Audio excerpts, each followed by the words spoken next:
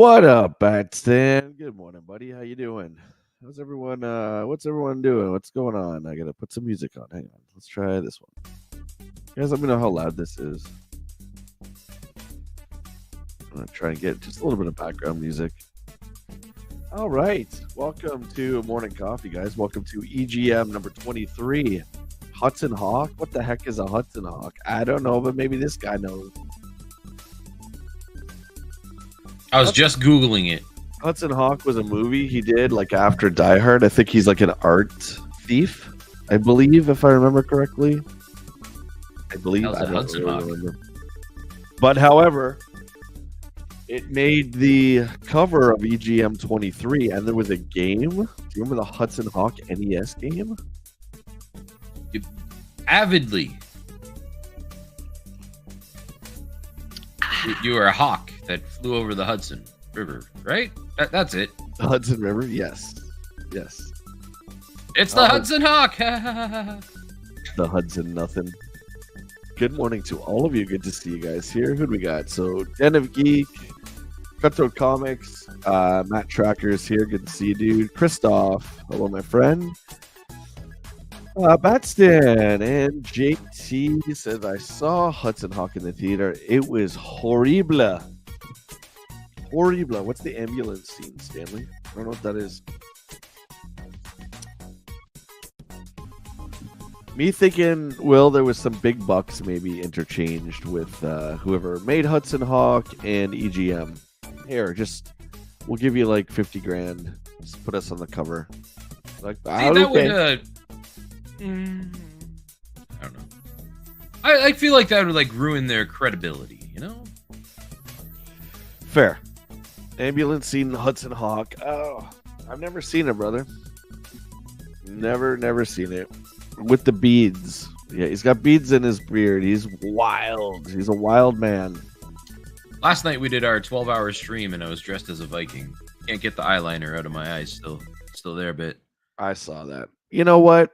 That's okay. I like it. It makes you look pretty sexy, if I do say so myself. Oh. Look at this guy.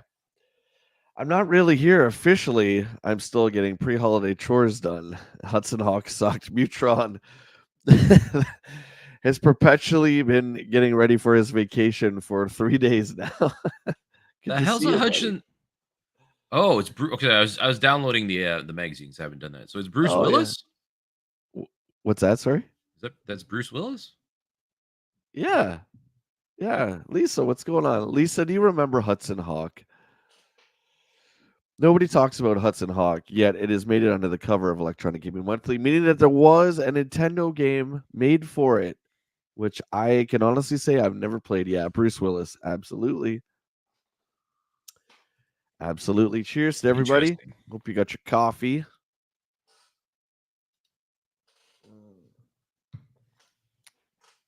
Yeah, I've never heard of this. I feel like I watch most Bruce Willis movies, and I've never heard of this. Sadly, yes. I think what happened was I think he had a lot of scripts thrown at him after Die Hard, and he's just like, you know what? I would take him too, man. I don't blame the guy for sure, but I think he was like an art thief. I think that was the whole premise of it. Anyway, I'm sure we're going to see it in the pages of old EGM here. What's new, buddy? How did your 12-hour stream go? It was good. It was a good day. A lot of fun. That's all I got. I don't know. We played some more Once Human. We did some No Man's Sky, which I freaking love No Man's Sky. It's such a good game. I remember when they used to call it No Man's Nothings. Yeah. Well, when it first came out, it was bad. Because there was nothing to do. Like a lot of these, I call them legacy properties now that we talk about, like GTA. You know, we were talking about how when we played that online at first, there was nothing to do. You're just driving around Los Santos. You're like, okay, I can hold up a convenience store. That's like it. Yeah. Yeah. Remember when we used to, like, in the beginning of GTA 5, when we did the online, we would go around and, like, some of the stores, like, they were just painted on, and we're just like, okay. Yeah. You can't go in this building, but it's there. I'm right. Thank you, Lise. Yeah, he's an art dealer or an art thief. Yeah. Awesome. Hudson Hawk. Yeah. We were talking about that actually on my stream yesterday, how I hope 6 has like a good 90% of the buildings you can go into. I don't see why there should be no technical limitations as to why you can't do that now. So many games have done that. Yeah. So, Crow, how you doing? Good morning, my friend. Finally got my little my little protectors. Oh, nice. Ones you sent me. These ones are nice. I have ones for the NES that aren't as nice as these. They don't feel as sturdy. I don't know if you noticed this, but the big time gamer ones actually are engraved in the back. Did you see that? Is that the So ones like on is that the link you sent me? no, Oh no, like that's from the store. Final Fantasy 2 and 1 that you got, they have their own like watermark on theirs. It's pretty sick. Oh, they do. I don't know if that shows up on stream or not. It's so cool. Here, I'll make you big here if you can show that. You can see it on the back there. You can kind of see it a little bit. Yep, you can see it. It's there. just outlined there. Yeah, so cool. Yeah, we had a blast. We're planning on another game store hunt very shortly, and tomorrow we're going down to Tilt Arcade Bar. That's the other one I got. I know I showed you on pictures, but I officially got that too. Let's see. Ooh, that's tight. That's tight. Is it complete? Yep. Show everybody that. Show it off. Show it off. Let's play show and tell here. They want me to take it out? Oh. Is it that time of stream? We're taking it out? This is a finalist fantasy. Yeah, so I actually got this on the Facebook Marketplace. It was actually a really good deal. The condition is fantastic. It has the only thing is the manual at the back has a little bit of a fold on it. Is what it is. But otherwise, yeah, one of my favorite games there too. So that's the newest pickup. So cool. Yeah, now so I have all the Final Fantasies for. That's the big three. Yeah, absolutely. Oh, dude, I'm just playing around with you. Just playing around with you. We love having you here. You know that. The more the merrier, dude. The more the merrier. Absolutely. All right. Let's get into this here. Oh yeah, I got the arcade built in GTA. Yeah. The original arcade. Well, actually, when I started the setup for the heist, then it cleaned the arcade up. But now I have zero money, so I have to like go and do some jobs with arcade machines. Congrats, WillLo. Thank you. I was happy with that one. Yeah, that's it. Well, they had it. Don had it there, but I think it was a little rougher, wasn't it? Yeah, the one he had was not in as good condition, and I know, like, when you go to retail stores, you expect to pay more of a premium. I think we've talked about this before, but I was able to save probably like $200 compared to getting the other one. Yeah, that's good. And this one's like in better shape as well too. So, Christoph says you got a beard like Johnny Depp. That's it. Taking it out. I'm just kidding. From the hit movie Fear and Loathing in Las Vegas. Okay, let's share the magazine. Okay, so again, if you guys want to do a read along, we got our PDFs from Retro Mags. The link is in the description of this video. Make sure you check it out. Those guys are awesome, and they're archiving these pieces of history for us. Thank God. I have a good chunk of EGMs, but I definitely don't have all of them. So make sure you check them out. Give them some support there. Yeah. So the thing that they do, I've noticed, so they'll do the big cover art. And just like last issue, then they have it like tiny in the corner here. Like this looks like this should be the title of Hudson Hawk, but it's not. It's right down here. Hey, Skyfall, good morning. Would you like to swing on a star? Is that from this movie? Dude, I've never seen it. But I was putting it on the poll just to see how many even remembered it, but a good chunk of you have seen it, so that's great. That's great. Let's open the pages. Coming in June, we got Base Wars. I think we've covered this one already. I think Matt was talking about how this is one of his favorite NES games. Yep, there it is. By Base Ultra Wars. / I've seen this, but I've never played this one. Really good. Really, really good. So it's traditional baseball, and there's different classes of the robots. And then when you get close to a base, if you're traditionally out in baseball rules, you get to fight. And if you win the fight, You get to stay on the base. Pretty sweet. Pretty sweet. But look at that box art. That box art is fantastic. I do like that. Something about like robotic, like futuristic sports kind of like tug at my heartstrings. I don't know. Yeah, and everything that Konami does is box art wise is just beautiful. Really reminds me of the old Activision stuff from the 2600 days. Okay. See if I can get some music going here. Guys, let me know if that's too loud. I don't think it should be too loud, but we'll just get something just to kill that. Love it. All right, we got a lot covered, including Trade West. His Battletoads. Well, actually, Trade West published it, but Rare created Battletoads. This game here, Hatris. What a colossal failure. Hatris. Hatris, where you had to match like the different hats up on a monochrome Game Boy. I'm good. Yeah, that sounds bad. Ed the Hater, yeah. Ed the Hater's the editor now. Rocketeer. Looks like EGM has reached 100,000 subs. Congrats to EGM. Before there was read that number subs. again. Oh, 1 million subs. 1 million. Thank you. 10 times less. Surprise! 100,000. 1 million subs. Wow, they're going to get their YouTube play button in the mail. Okay. Oh, God. Are we ready? So Ed, once again, is taking over the editorial duties. I don't know if Steve is just better than everybody else or what's going on, but here we go. 1 million readers / 100,000 readers. Sounds impressive. I'm going to move this over here. It's line of sight. We were pleasantly surprised when the results from our survey came back in. Back in January, we decided to that just being a magazine wasn't enough. We wanted to help promote the industry, as you should, EGM. After thinking a while about how to best go about the process, we decided on a theme: interaction. Oh my God, they created YouTube. This is the groundwork for YouTube. Kyle, what's going on? What was that? So the YouTubes. Yeah.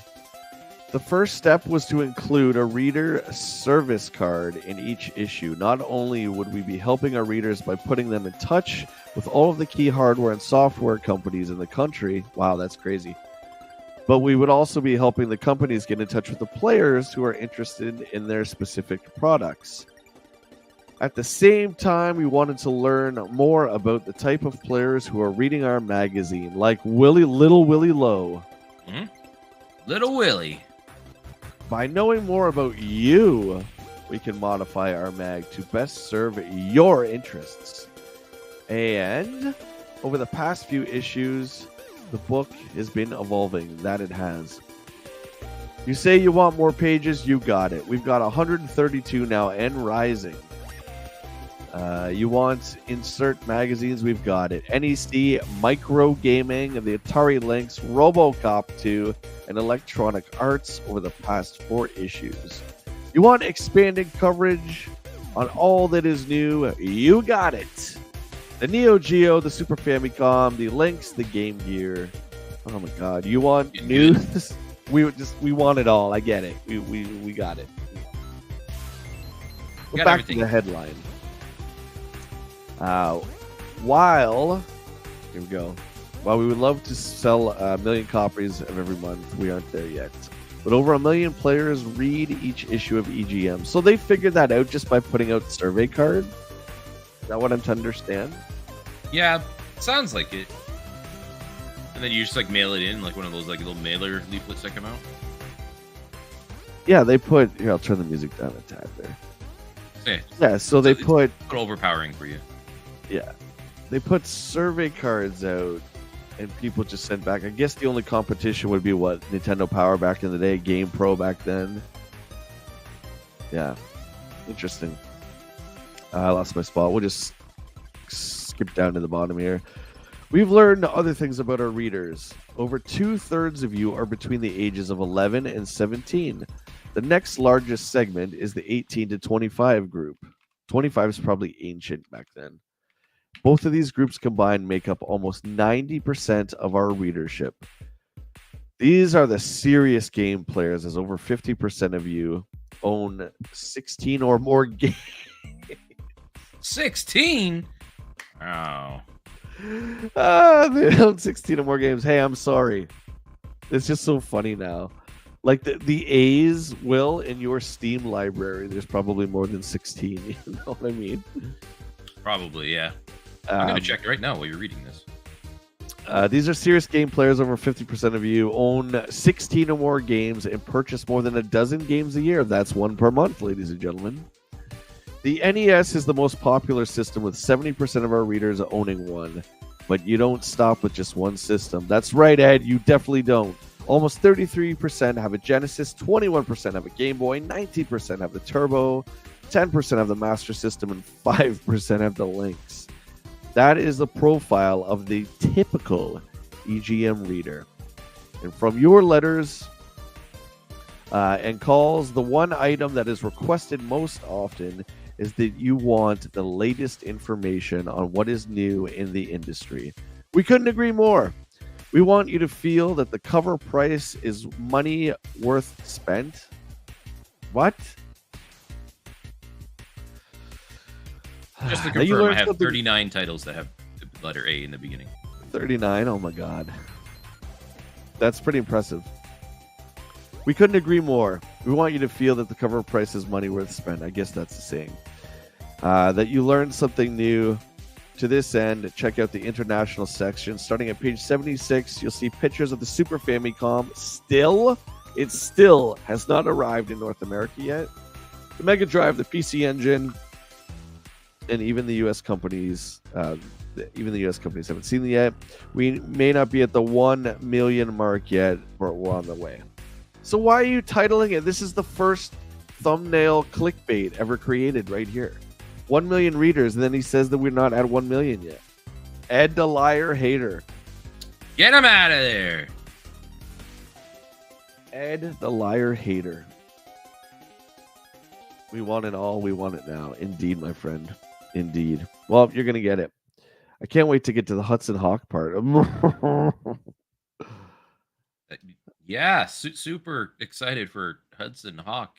Here, let me throw this out there. Is anybody excited about the new Beetlejuice coming out? No. Anybody? No? Just throw it in the chat if you are. Me? No. I'm one of those few people who have not seen in its entirety the first one. I couldn't make it through it. I'm sorry. It's not my cup of tea. Like, you just didn't like it? I didn't like it. I thought it was embarrassing. I couldn't watch it. When they start doing that stupid song where they're all I hate that song, whatever it's called, when they're all dancing and they're going up and down the stairs and they're eating dinner and they're dancing. I can't do it. Was it Deo? No. Oh my god, that's it? That's it, right? Yes. I hate it. Deo. Isn't that near the end though? Like, you watched a good part of it to get to that point. Like off and on. Like, my aunt used to tape us. She had a big giant satellite dish in the country, so she used to tape us like 3 movies from her satellite dish. So there'd be 3 movies on each tape. So Beetlejuice was one of them. It would have been one of the movies I put on because it definitely looks cool, right? Yeah. But it's not my thing, man. Jump in the line, yeah. See, oh well, I know most of you do like it. That's fair. I'm weird, man. There's a lot of like movies that are beloved that I just don't like. All right, well, you're up. Pick one out. Let's do the letter to the editor, and the editor is now Ed. So there you go, Will. You got a promotion. Hey, hater Ed. Can't count to 1 million yet. Well, we might as well start with the super graphics. I feel like we all love the super graphics. Jay loves the super graphics. Oh, it's on my list. I've never seen one. I love your mag. You do have all the newest game reviews before anyone else. But the reason I read your mag is for the Japanese game reviews. What disappoints me, though, is your lack of any super graphics reviews. Strider and Ghouls and Ghosts have graphics that blow Genesis out of the water. I'm just gonna say out Pitcher. of the water because that sounds better. But you haven't reviewed these great games. Don't trash a system because of the lack of softs. Ugh. Hate it. I'd rather have a super graphics with 6 games than a Genesis with many. Well, listen, David, your wish came true because there's precisely 6 games for that system. So there you go. Ed replies, "Don't get us wrong, Dave. We like the super graphics as well as you do." Yeah. Why would you say as well as you do? Yeah. Okay. Anyways, Because he's uh, the hater. we are doing everything we can to get as much info on this super system as we can, but there just aren't a lot of new games coming out for the super graphics. Super graphics Strider has been delayed for a while, but 1941 will be coming out very soon. Aldine is the newest game and is great. Thanks, Ed. Matt, Super Graphics is an actual system that was released by NEC in Japan shortly after the Turbo. It's more powerful than the Turbo / PC engine, but it never came to the States. It failed terribly. Kind of like what happened with Genesis, where they just put out too much hardware too quickly. So the shining star is the Ghouls and Ghosts on it. It's pretty much arcade accurate. It's a little bit better than the Genesis one, but it's just like if you Google it now, Matt, you'll see it looks like a shield bunker or something from Star Wars. Like it's really cool looking, but it failed miserably. Okay. Yeah, I'll find it one day. Do you know what, dude? The store we plan to go to next, you know the one. I have faith we'll find it there because that's where I found the Nintendo Pong machine and the Famicom. So I know that he deals in Japanese stuff. So I have a good feeling. Now, what the cost will be, that's another story. That's So another okay, story. I know what your plans are, but if you happen to saw one of those in there, would you buy that? It depends. Like I just said, depends on the price. I've wanted one my whole life. But that's the thing. How badly do you want it? Like, how often would you probably see another one in that case? Well, never because I've never seen one. So yeah, I don't know. It depends because I know. Well, I will try and hook it up. Most likely, it won't play. But Bishu at the next store. Yeah, well, Matt, we're gonna keep looking for that. That's gonna be the theme with this series that Will and I are doing. We're gonna find a Bishu. We're not gonna order it off of eBay because that'd be the easy way to do it. But we'll find one. Kyle, enjoy Deadpool, my friend. Good to see you. Have yourself a good one. We're seeing that this afternoon. I'm excited. What's up, Speaking Moistly? Okay, did you guys Google the cost of Super Graphics on eBay? Somebody do it. Somebody want to do that? Give me an idea. I'm gonna say 300. But you guys let me know. Okay.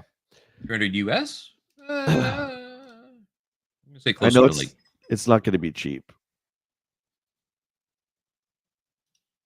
Yeah, give me a couple numbers out there when you guys can. Double Dragon for the Genesis by David. David, another David. Lots of Daves. Thank easy, you Dave. for the great source of video game in. Sorry, take 2, Dave. Thanks for the greatest source of video game info ever. I only have 2 questions. Genesis lacks kung fu or ninja type games. You do talk about a few of them in the past, but could you give us some pictures and info on more softs in that category? Second, why can't Sega make Double Dragon NEs / Ys? Didn't they belong to Sega anyway? Wrong, Dave. Ed the Hater comes in. There will be a couple of new Kung Fu games coming out in the near future. Double Dragon 2 will be out for the Mega Drive later in the summer. A new company called Palsoft will bring it out for the Japanese market.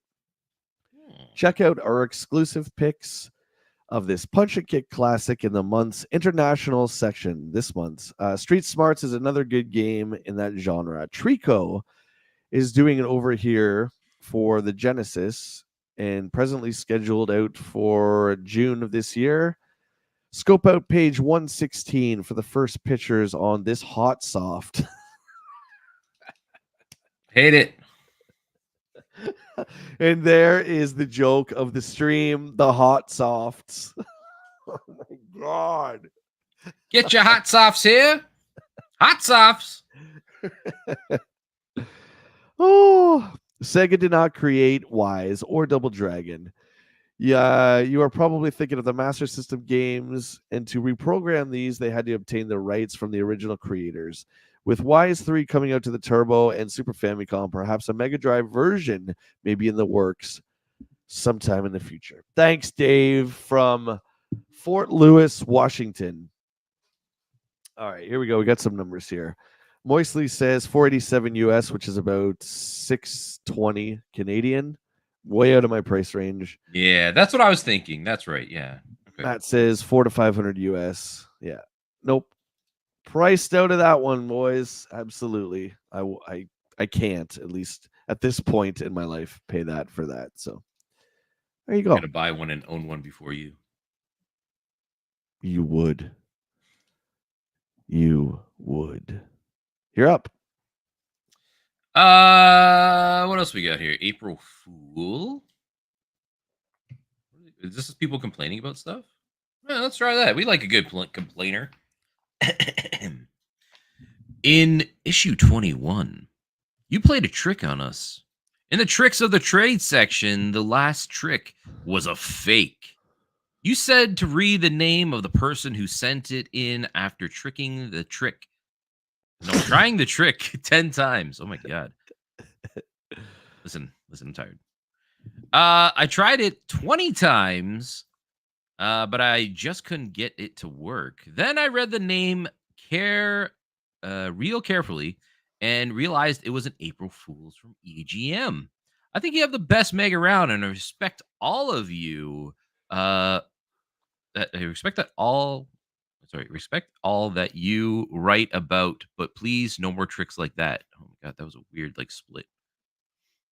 So they're upset that they got tricked in an April Fool's magazine. Well, for those of you who know, EGM really leaned into that. I would say around 92, so probably a year from now when Street Fighter 2 comes out. But I guess they started it back then and didn't announce it to people. It became tradition over the years through EGM that the April issue, you would know just basically not to trust anything. But I guess it's tricked a few people. I don't know. You got a lot to read here there, bud. They're upset about it. That was John Arguta. Arguta? From Yardley, Pennsylvania. Yardley. Good old Yardley. Tom Batten writes in from Houston, Texas, saying, okay, so you pulled one over on us with your April Fool's trick. I have to admit, you fooled me. But what still puzzles me is how you did it. If it is a bogus trick, then how did you get Simon in the Turtles game? Did you go in and reprogram the cart? Please tell us your secret. I feel like they took a photo, cut it out, put it on top, and then took another photo. Not saying I don't know. I don't know their secrets, but I feel like that's probably. I'm pretty sure they didn't reprogram the game, but yeah, we must have skipped over that. I don't. Yeah, I don't remember that. I don't remember that. That would have been at least 3 episodes back, 4 episodes back. Yeah. Well, I have to keep it on that. Remember, April. We got to look for those tricks, the April Fools. See if we could spot them. Yeah. I would like to tell you how much I love your magazine. It is the greatest. I love seeing the new games and reading about the tips. You really outdid yourself with issue 21, though. This time, you added a bit of humor to an otherwise serious mag. What I'm talking about is your April Fool's hint for TMNT 2. That was a real classic. Ed replies to Mark Rott from New Wilmington, PA. Aren't you glad that April Fool's comes only once a year? We are because we were getting hundreds of calls and letters about this trick.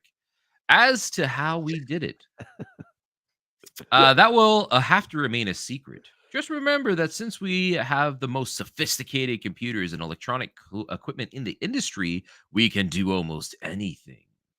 And would we ever do another April Fool's trick? Yeah, right. They got like you said, they cut it out from a photo and just pasted it on the other one and took a picture of that. Yeah. So That's okay. So if you look at that screenshot, if you like zoom in though, that's a pretty good job. yeah, well, that's Battletoads and Double Dragon, right? Yeah. Oh my god, can you imagine? Like the developers saw that and then they actually did make a Yeah, Battletoads and Double Dragon game. I will stand to this day. I will say that's my favorite version of Battletoads and Double Dragon. Amazing. I love that game so much. Hey Rila, how you doing?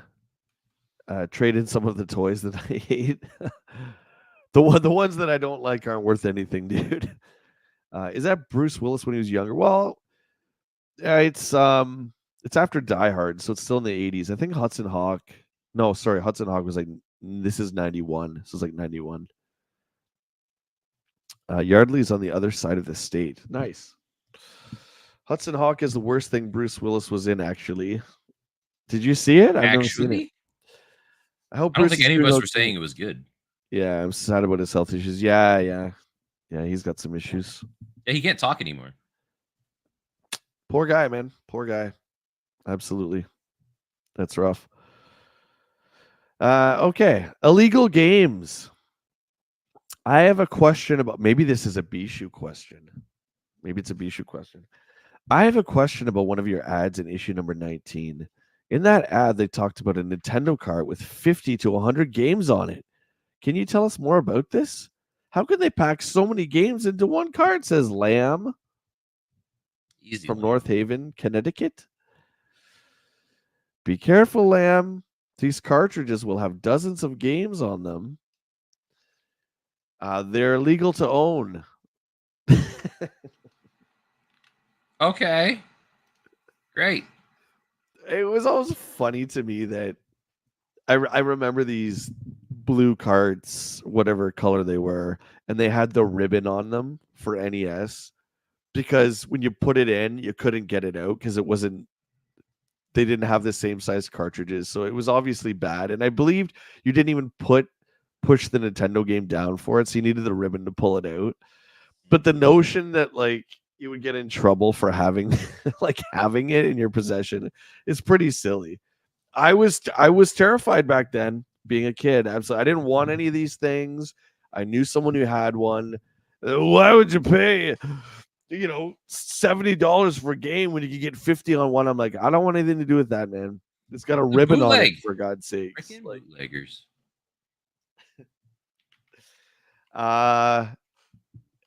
First of all, they are not made by Nintendo. Actually, they are produced in Taiwan by a company that is not licensed by Nintendo. Third, they're very expensive.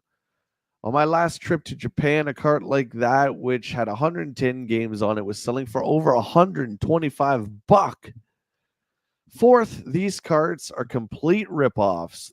The games which they feature are first generation Famicom games. Most of them are so bad that they never made it to the States. Extremely blocky graphics, virtually no player control, and very few game levels.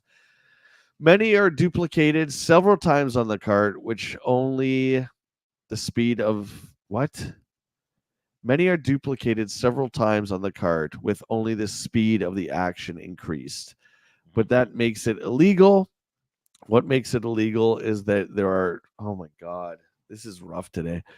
But what makes it illegal is that there are few well-known games on it. Super Mario Brothers is one, and ripping this classic off is a definite no-no. Don't waste your time or money on these loser carts. Wow. Sorry about that. I got a little tongue-tied at the end. Well, this is just not me today.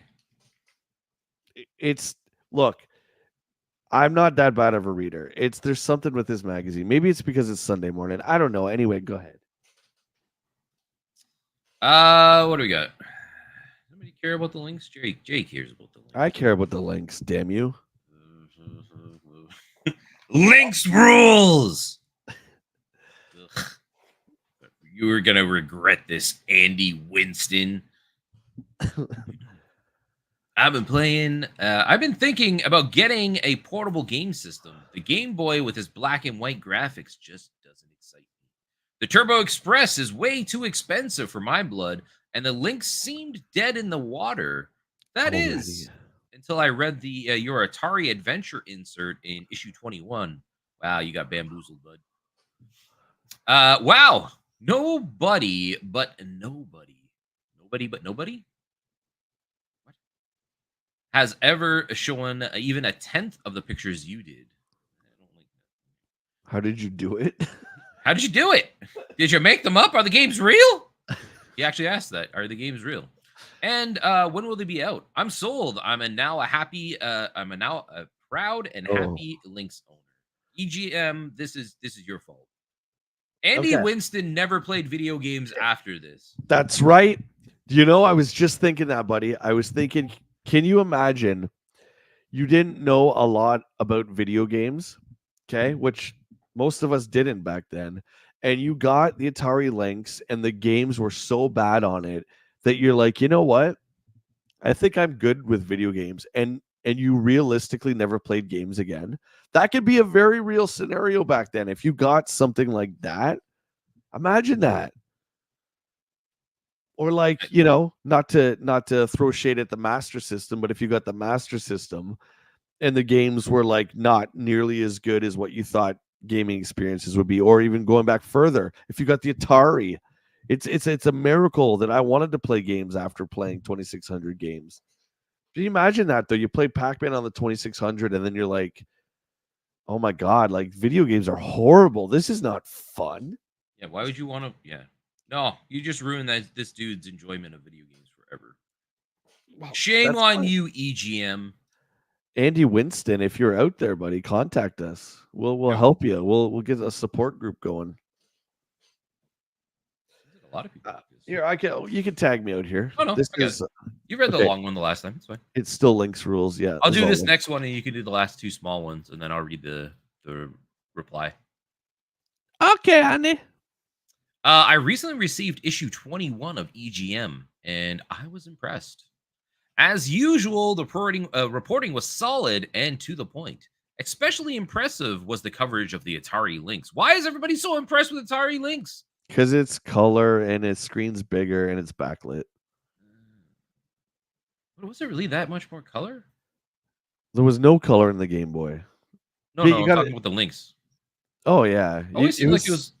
I never seen it. Yeah, it was like the hardware was better, but you got to remember that, and this is a lesson that we learned quickly, right? That it's not about like the hardware can be the best ever, virtual reality, whatever. But if you got no good games on it, I'm not saying there was no good games on the Lynx, but compared to the Game Boy or Game Gear, it's not even close. Sorry, go ahead. Yeah. All the new games were presented in a professional fashion, and the information was extremely up to date. Also noteworthy was the games of April 1991. I would highly recommend that you continue this feature. Since so many manufacturers are releasing so many new games simultaneously, it's good to know which ones will be available soon.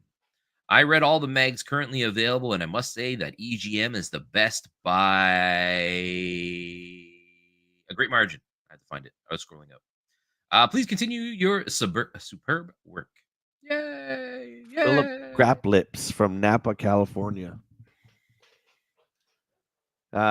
Before you continue, we'll give you a little break here. Links from Legends of Zoldo, right? Dude, you've already answered your own question. You know that. Come on now. I'm watching Jay and WillLo on YouTube and Facebook. Oh my god, we're in the Matrix. JT says the Dracula game on Lynx was good. Which was that? The Bram Stoker one, or which Dracula game? I loved APB too. The Lynx version did a good job of converting the arcade. See, there you go, fellow hipster JT. See, Lynx, man, all the way, all day. What's wrong with you two? We don't conform to your mainstream, man. Okay, we like to think outside the box. Who hurt you? That's why. Who hurt me?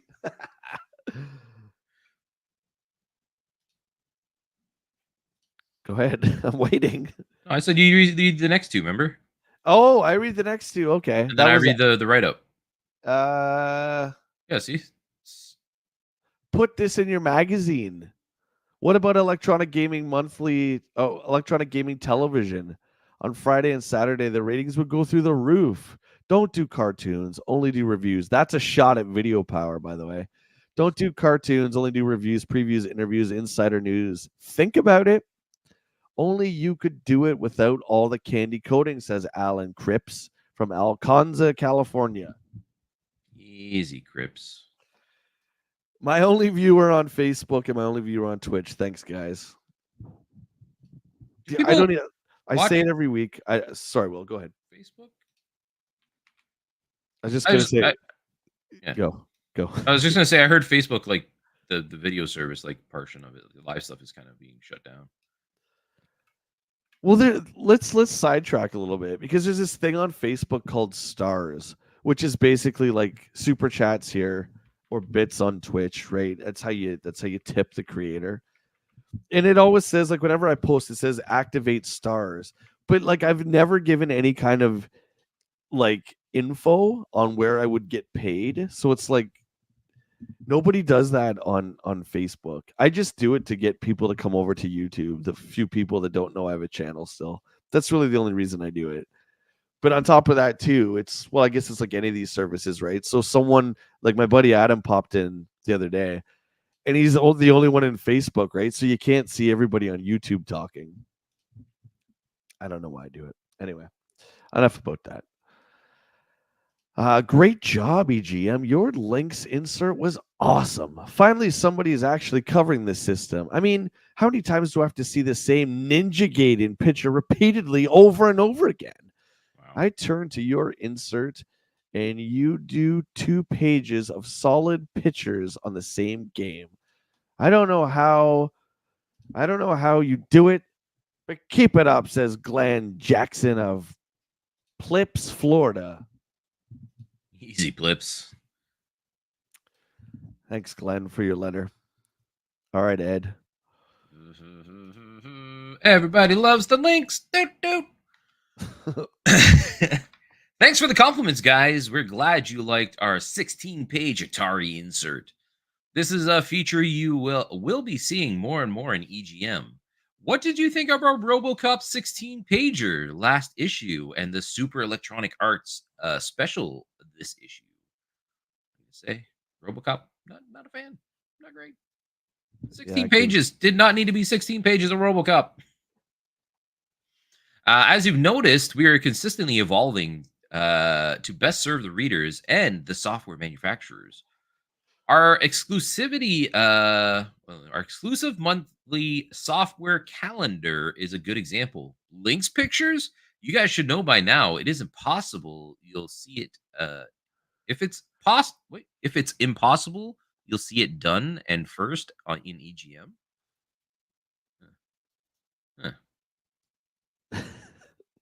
Processing. Look closely in this issue, and you will see more impossible magic, which the electronic wizards here have performed. EGM TV. You never know. I mean, if Video Power succeeded, EGM would have been good, I think. Lips, Florida. Yeah. That would have been cool. There you go. That would have been kind of neat. I do miss like video game shows.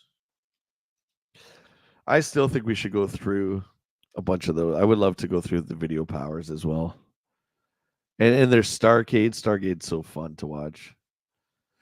Yeah, anyone want to call right now? It's a 900 number, so we're not responsible for your long distance. Look at that corded phone. Who had a corded phone like that? That was still like the good corded phones that you had to like hang up like an actual telephone. So when you hung up on someone, you got that satisfactory slam. You guys know what I'm talking about. Nope, not a clue. Oh boy. Battletoads. So let's step in and see what our favorite game reviewers have been up to this month. Ed's been talking a lot. Let's go over to Steve. Steve is back to playing the new Super Famicom games. He likes the horizontal shooters, and Darius Twin and Super R-Type are his present favorites. Hold on. Head. Here's a head. Easy, hot, soft. Ed has gone into some of the new Japanese quest games like Blue Almanac and Arcus? I think that's how you'd say that. Arcus Arcus, Odyssey. Our new Terra just came in and he's already got it all apart. What? It's a Terra. Our new Terra just came in and he's already got it all apart. What? I would like to do video on arcade top 10. I think I did one like way back.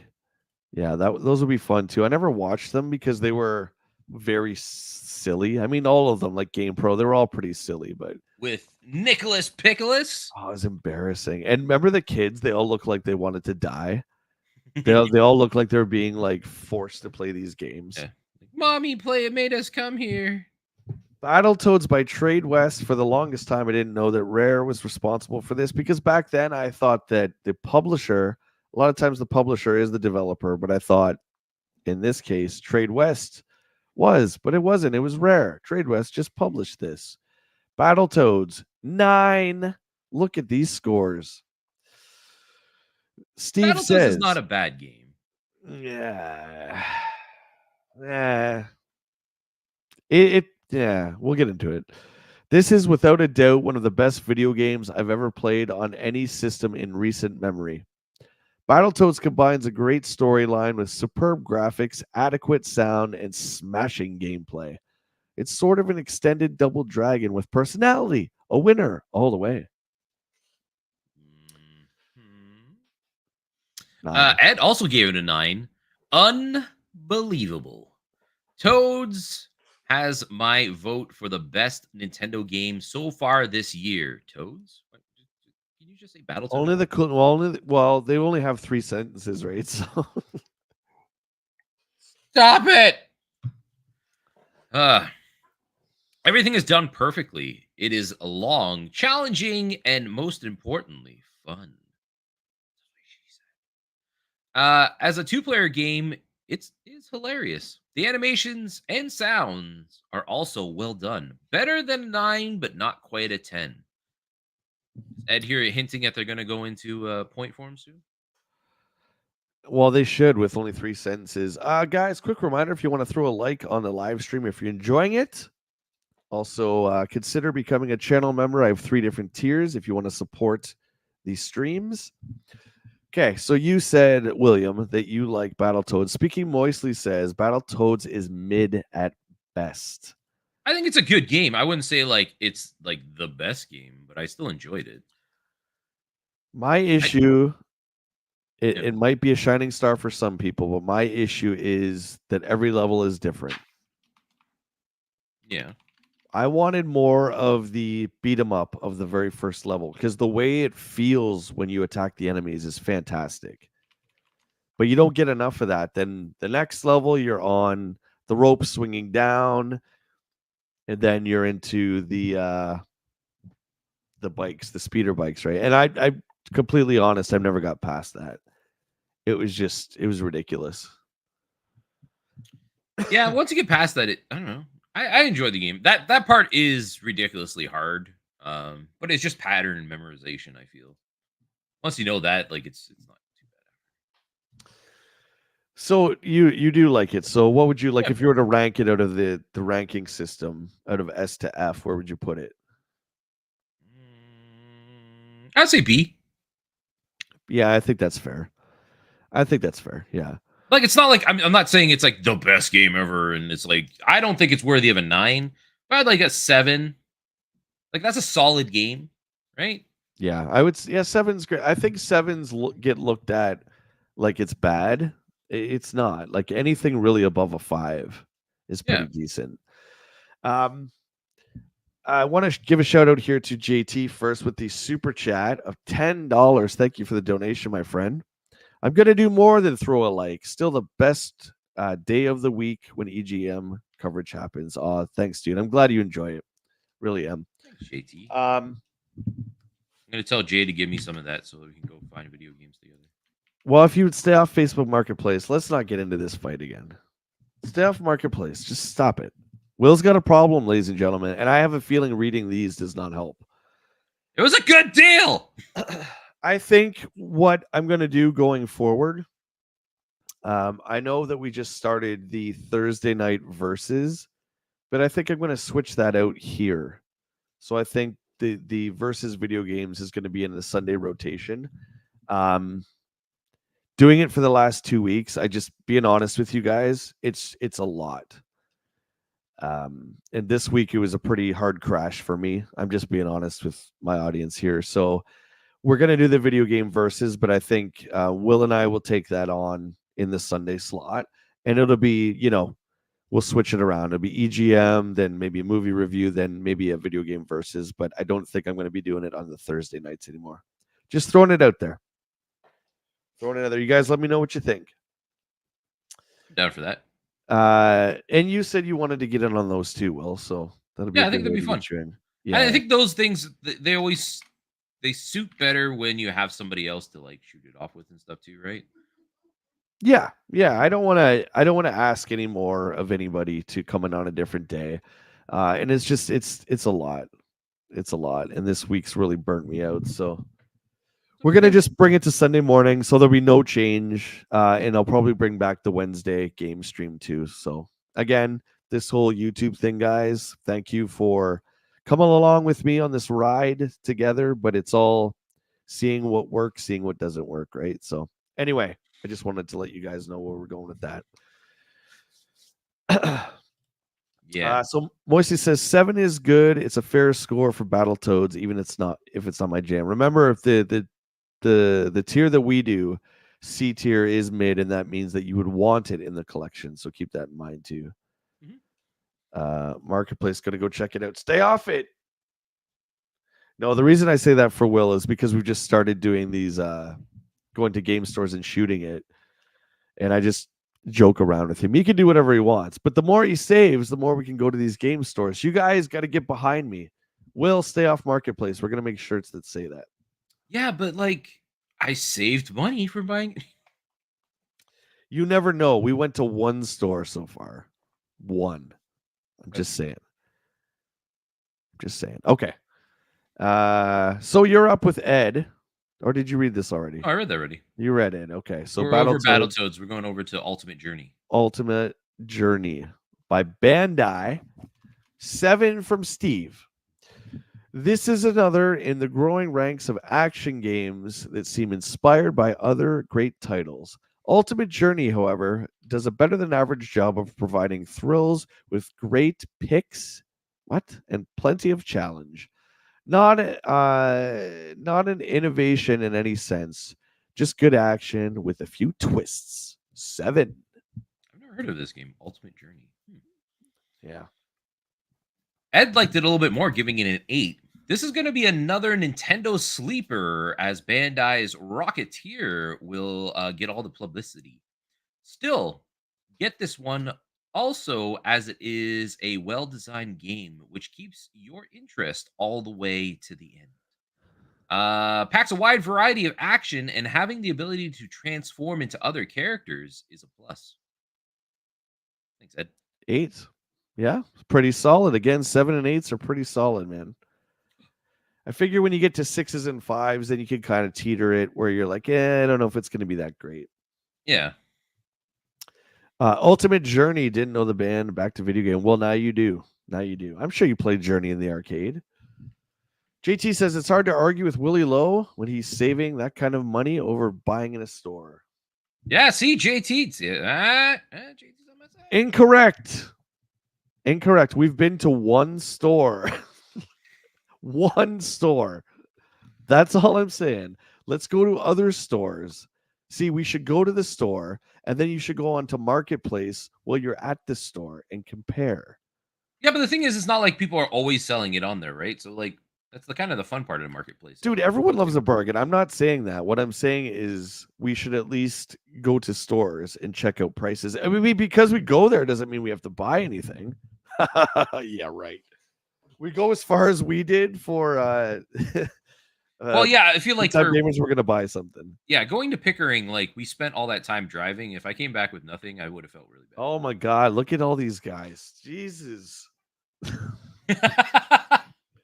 I'm not Yeah, get 'em! saying Facebook Marketplace is bad. I'm saying that what Will and I are trying to do, video content wise, would be better if Will didn't spend his money on Marketplace, is what I'm saying. Let's at least go to the store first with the list. I know I'm not going to spoil what you want next. We'll do that in the video.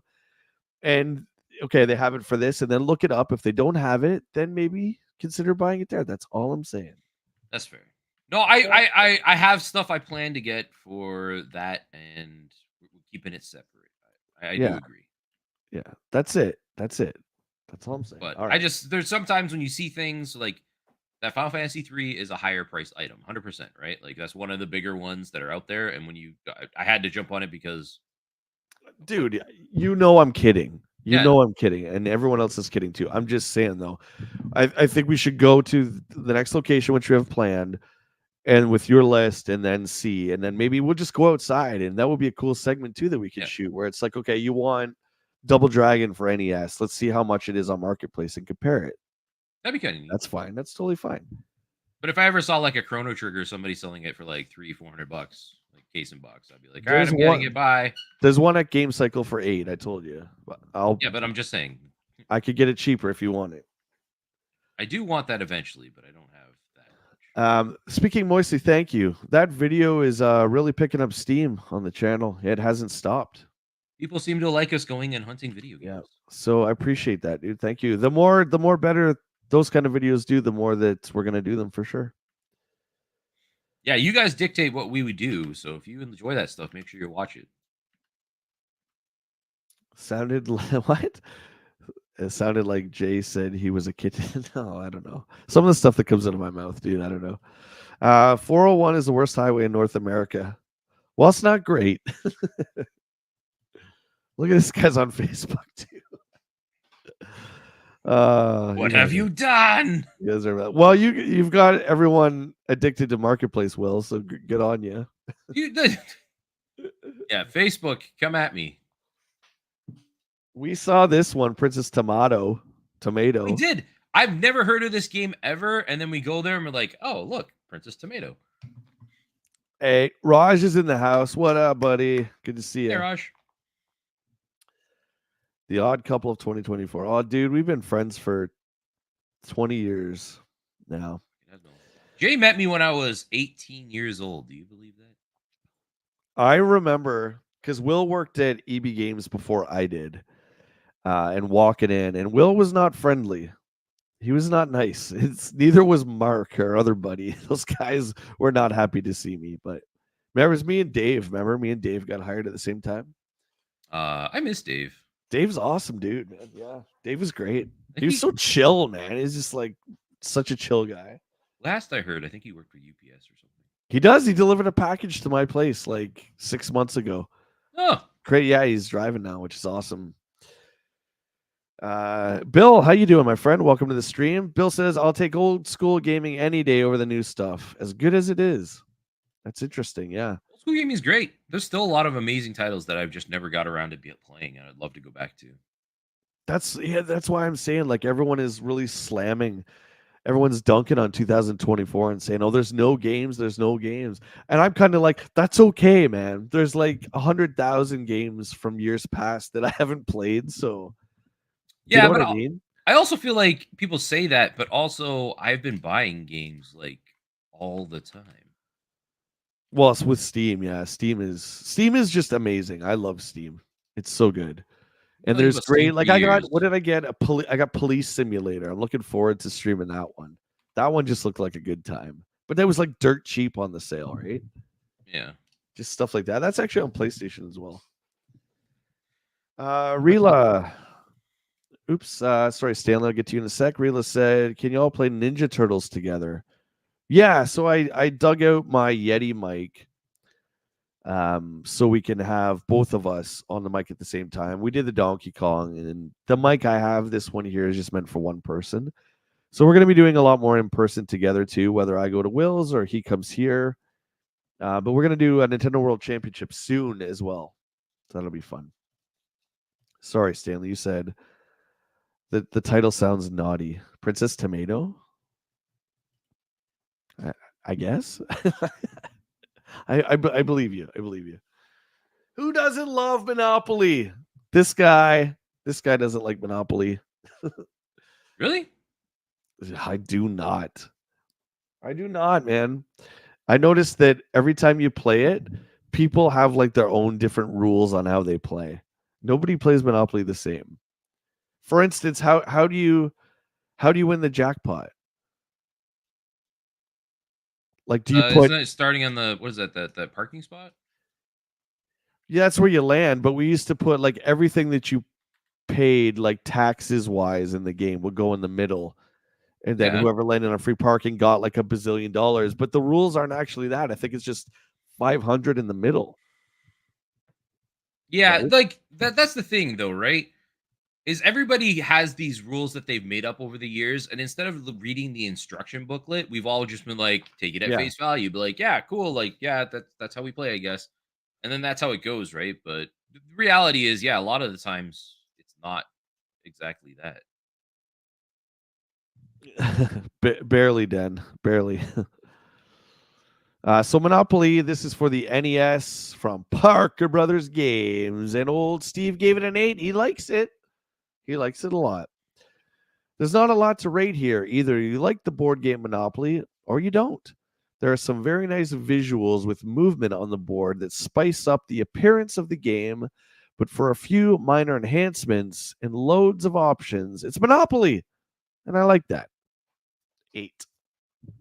I remember playing this as a kid at my aunt's house. My aunt was huge on NES games. Oh, that's cool. And like I'd go and play with my cousins stuff. We played through like Contra and Zelda together. I was the younger one of the group by like 5 or 6 years, so a lot of times it was me watching. But I remember them putting up this on the NES and everyone was playing it. I'm like, why don't we just play the board game? Because it's the same thing. I don't know. I would argue and say the board game is way better than this, Yeah, actually. like even as a kid though, I was like, what? Like they had the board game there. We played before. I'm like, why aren't we just playing the board game instead of playing it on Nintendo? As much as I like playing Nintendo, it didn't make sense to me. Yeah, I guess it's just cool to see like the beloved board game that's been played for decades on a video game system. I think it's a cool idea, but I would rather play the board game too. Dude, you are right about that. I hate tic-tac-toe. I think it's the stupidest. You never Have you, win. Nobody ever wins. It's just you ever always a draw. you ever seen the trend right now with the tattoo tic tac toes? Say that again. I'm sorry. The tattoo tic tac toes. Oh yeah.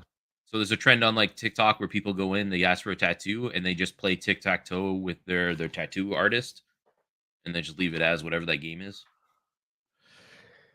See, I like the idea of doing a tic-tac-toe board on your arm or whatever, and then just giving somebody a marker and playing, and then you can erase it and do it again. My buddy, my buddy at Heroes was gonna get a tattoo of a blank VHS tape, and then like he would go around to random people, and you could just write whatever movie you wanted to. So that would be the movie of the day. Hmm, Pretty cool idea. that's kind of fun. Mutron says, "I'd love to say I'm really enjoying the stream, but I can't as I'm not here." But who's talking? uh, who's talking? What's going on? Uh, that's awesome. All right. Okay, so you're up with Ed. Oh, Ed. Ed also gave it an 8. It's weird to me that the top two, like Ed and Steve, seem to like this, and then I don't remember who the bottom two are now because we never read them. They hated it. Sushi X and someone else. Matt Is it probably sushi knows. still or? Here, let me go back. Yeah, go back. It is sushi. Martin and sushi. Martin and Sushi X, yeah. Ed says Nintendo games suitable for the entire family are few and far between. Wait, what? Nintendo games suitable for the entire family are few and far between. They are not. Yeah. Most are for a family environment. Yeah, what? Yeah, I don't get it, man. All the Ed's rules. yeah. Yeah. Yeah, that doesn't make sense. Like that's Nintendo's jam is being for everyone. Ed, I'm watching you. Maybe he means like family fun games that everyone can play together at the same time. But how many people can you play in this? Does it even say?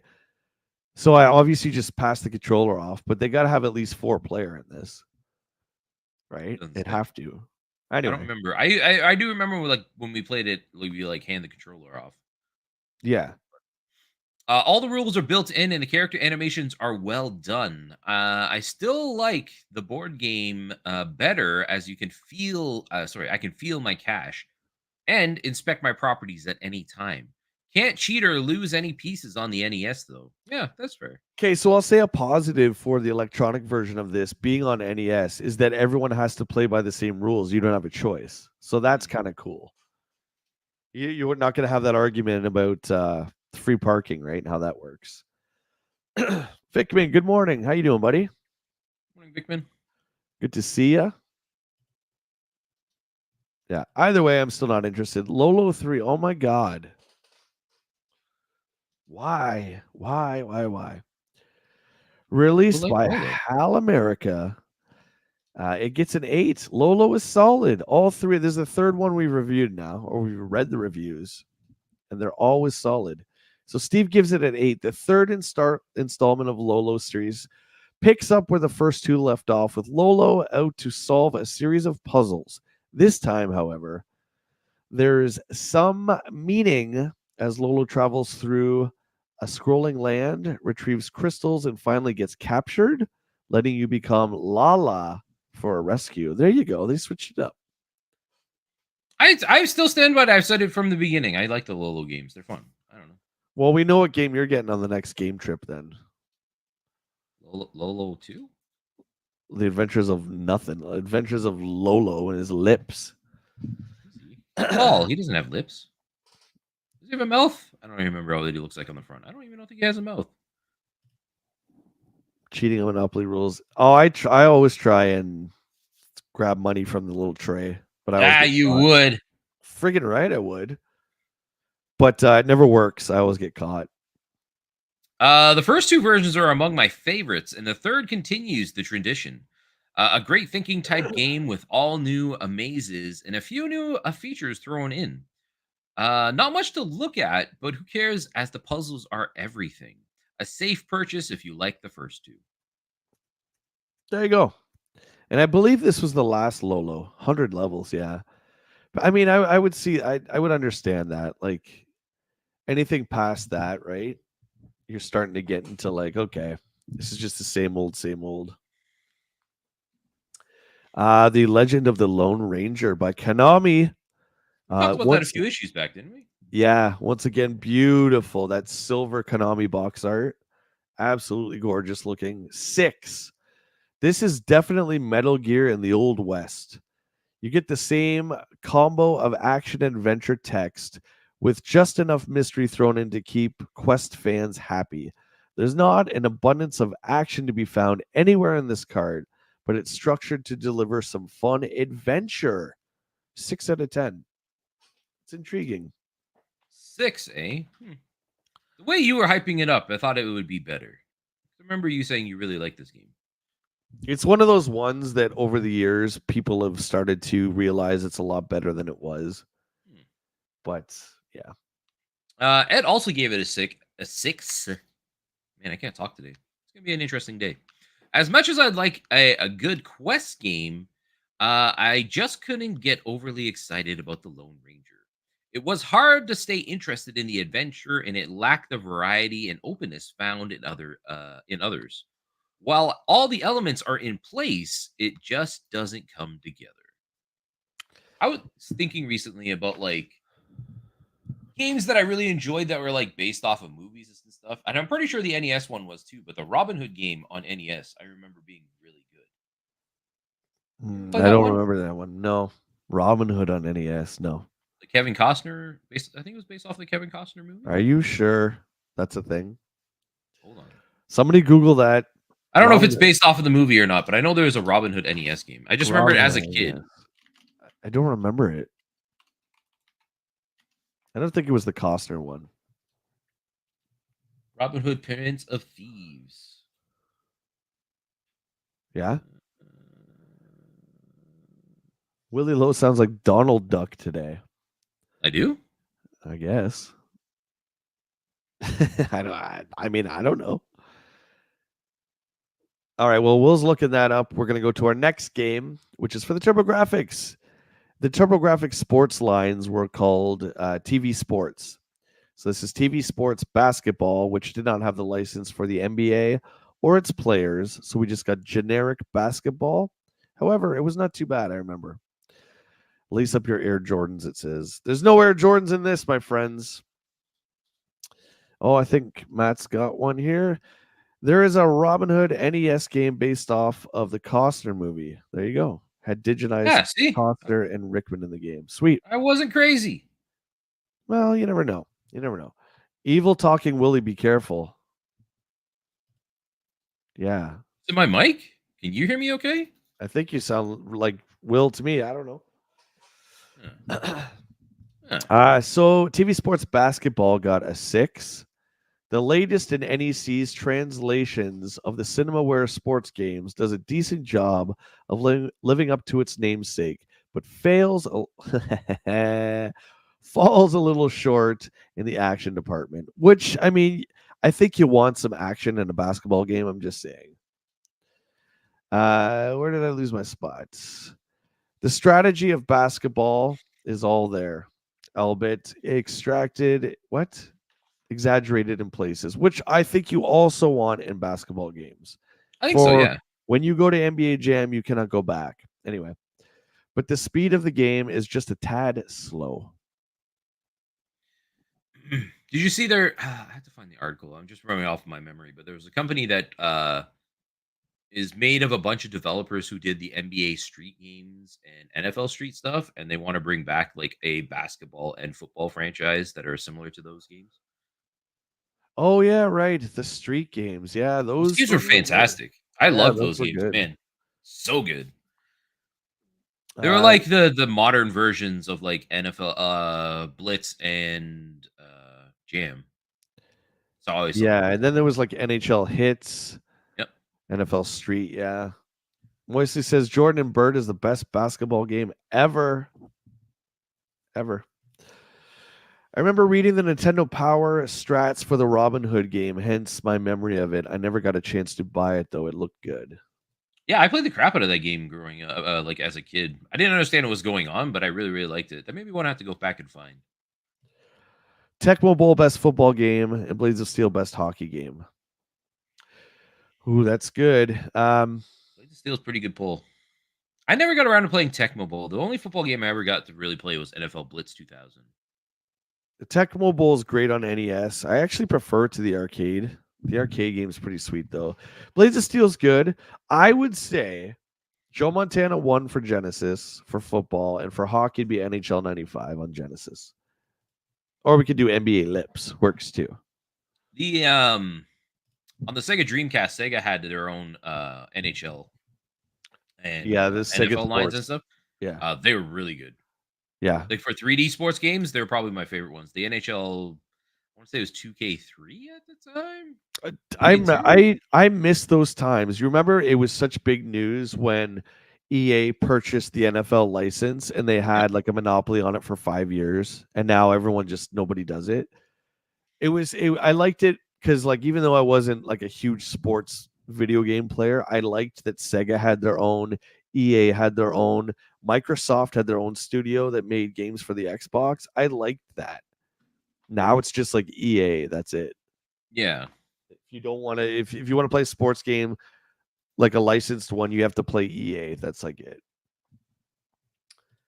Kevin Costner's English accent in Robin Hood was flawless.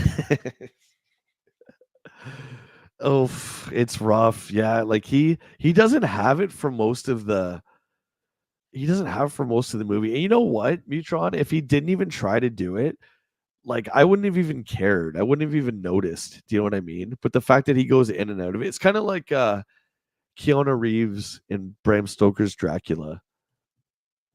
I Two still good never seen that actors. movie. Two good actors, but I'm just saying. Okay, you got Ed's TV sports basketball. Yeah. Oh man, we're really. I thought we were further on this. TV store basketball. As well, one player game, basketball is only average. True. But this is not the intent of this series of games. That should be the series of games. Anyways, play them with the turbo tap and lots of friends. As such, the game really opens up because of the interaction and cooperation that happens when it turns into a real multiplayer game. I've never. Huh. Okay, Yeah. so I'm not gonna dunk, pun intended, on the TV sports games, but when you go into used game stores, Will, for the most part, Yeah. these are the turbo games you'll see. Are the Oh TV yeah. sports Everywhere. games. Like they're the only ones usually there. And then the only ones that are really like affordable too, because they're old sports games. Nobody really wants them. Yeah, that's why I Sherlock, feel like you have to do like kind of over the top stuff with it to make it more interesting and go back to play, right? like, dude, that I bought that NBA Jam cab because that game is so frigging like Yeah. awesome. And I don't even follow NBA anymore, but at the time it was just like it was just fun, right? Mhm. Yeah, something you can go back to and still enjoy the game and not have to worry about like outdated rosters or knowing who's playing and stuff. Yeah, great. This is for the Sega CD, or sorry, the TurboGrafx CD, I believe. Sherlock Holmes, yeah, yeah. Hmm. 8. Never played this one either. You ever play this one? Mm-mm. I never had a TurboGrafx until later on in life. Nothing, let alone a TurboGrafx CD. This is the wave of the future. Okay, you heard it here from Steve. Okay, is his prediction true? The game itself is a rough but the technological leaps it makes are staggering, which is true. This is an interactive movie featuring gameplay that possesses almost full motion video and is acted out nicely, providing the clues that make it a game. See, I'm on Team Steve because I too thought that the future of video gaming was full motion video. Why would you play those baby little pixelized Mario games when you could have an interactive movie like Sherlock Holmes? So what you're saying is you would rather play Plumbers Don't Wear Ties over Mario Brothers? Well, see, that's a step lower because those are just still pictures. So that's like No, when you got to stay in this camp. If that's what you listen, wanted, that's what you got to do, listen, buddy. when Limited Run came out with Plumbers and there was the new full motion with Genie at the beginning, I thought for just a brief second that they reshot this whole thing, that they got all the old actors again and reshot it so it was an actual video. They did not. They did not. But man, like stuff like Night Trap, Sewer Shark, Shockwave, stuff like that was the future. Again, me not having a PC CD-ROM, like I was like, oh my god, this is the future. So I was with Steve. Obviously, we were both incorrect. Thank God. I still stand by. I don't mind FMV as like for cutscenes and stuff, but never was a big fan of Like, it. look, dude, look at the Kyle Katarn full motion video cutscenes from like Jedi Knight. Yeah. They're so bad, it's awesome. Yeah, like Wing Commander did some really cool ones as well too through the Wing Commander, series. yeah. Well, Like they Wing put a lot of Commander, production into them, and those would be like the best representations of what they should have done with FMB that they just did not. just yeah, like the Mark Hamill. Well, Mark Hamill was in 3 and 4, but 3 specifically. John Rhys Davies, Malcolm McDowell, Ginger Lynn, Mark Hamill, and Biff. Always forget Biff's actor's name. But yeah, like that. So having those cutscenes where you make choices a la Skyrim with a tree, I agree with you. That was the peak, right? But having like the action play out through full motion video and stuff like that was not good. It was not good. What was that game? Supreme Warrior. Remember that? The first person fighting game where you just saw your fist go like this. Oh, right. Yeah.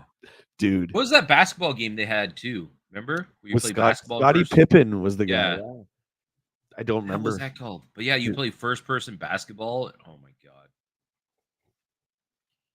So much potential squandered. I would like to see somebody use like FMV cutscenes in a game plus like gameplay nowadays and like mingle that together. I think that would be cool to see like a return to form for FMV that way. But yeah, they work for stuff like what's another like Seventh Guest. If anyone's played Seventh Guest, it works well for stuff like that. But any kind of action stuff, yeah. If Jay goes back through his Instagram messages from me, he'll see this was weirdly the first convo I Cover. stuck a WillLo head on. Oh, really? Yeah, I'll check that out, dude. We've had some good conversations. Absolutely, for sure. Also I question like their pick choice here. Like they're talking about like how the interactive movie stuff is working and stuff, but they don't Yeah. show like a screen of that. They show just like this still image of what. Yeah, this is probably like a scene choice or like a level Yeah. choice, right? Yeah, they should be showing like the actors for sure. 100%. 8. Anyway, I got an 8 from Steve. Ed liked it a little bit more, giving it a 9. This is an example of the type of games we'll be playing 2 years from now. Not. It is revolutionary, challenging, and years ahead of its time. The mysteries are the kind that Sherlock Holmes would take on and have been made harder by setting a near perfect score as a goal. Phenomenal. Huh. Interesting. But again, this was like one of the first of its kind, right? So the first time I saw, what was the first one? Probably Sewer Shark. I was like, wow, this is awesome. Of That course game it's is not. awful. It's terrible, dude. It's I think terrible. that's one of the first games you showed me on that platform, and I was like, Wing Commander was great. Admittedly, I've played the first one on 3DO, then I played the third one on 3DO. But I beat Wing Commander 3 all the way through. It was awesome. We're moving on to Sure. Batman for the Genesis by Sunsoft. Now, a few issues ago, a couple readers had wrote in and said that, will we ever get Batman? And EGM said, well, you might, but Nintendo has strict regulations that if you put a version of a licensed character like this on your system, you can't have it on any other. They were ruthless, man. So Sunsoft from the ground up had to build another Batman game just to have it on Genesis. And this one is colored more like the Tim Burton one. The NES one is also loosely based off Tim Burton, but we got kind of like a bluey purple Batman. This one for sure is based off of the Tim Burton film. Yeah, for sure. 8. So Steve says the ultimate side-scrolling action game for the Genesis is finally available. Wow. Steve's in a great mood this issue. Batman features the hero in a variety of scenes straight out of the movie. Great action, Batmobile and Batwing shooter sequences are all combined to make a superb game that's just a little too short. 8. Easily one of the best playing Genesis titles ever made. Good, solid gameplay, backed by excellent 16-bit graphics, sound effects, and animated intermissions. True to the movie plot, but it could have been a bit longer. Long in coming, but it's worth the wait. Better than Sonic the Hedgehog. Oh, good. Yeah, it's good to know. I was like, what? Where does it say that? Bags are packed, apartment is clean, mini Mutrons are chilling. You now have my undivided attention, my friends. Oh, thank you, buddy. I'm going to tell you, Mutron, next time I go on a trip, I'm hiring you to pack for sure because it's going to be thorough and I'll make sure you're going to make sure that nothing is forgotten. 100%.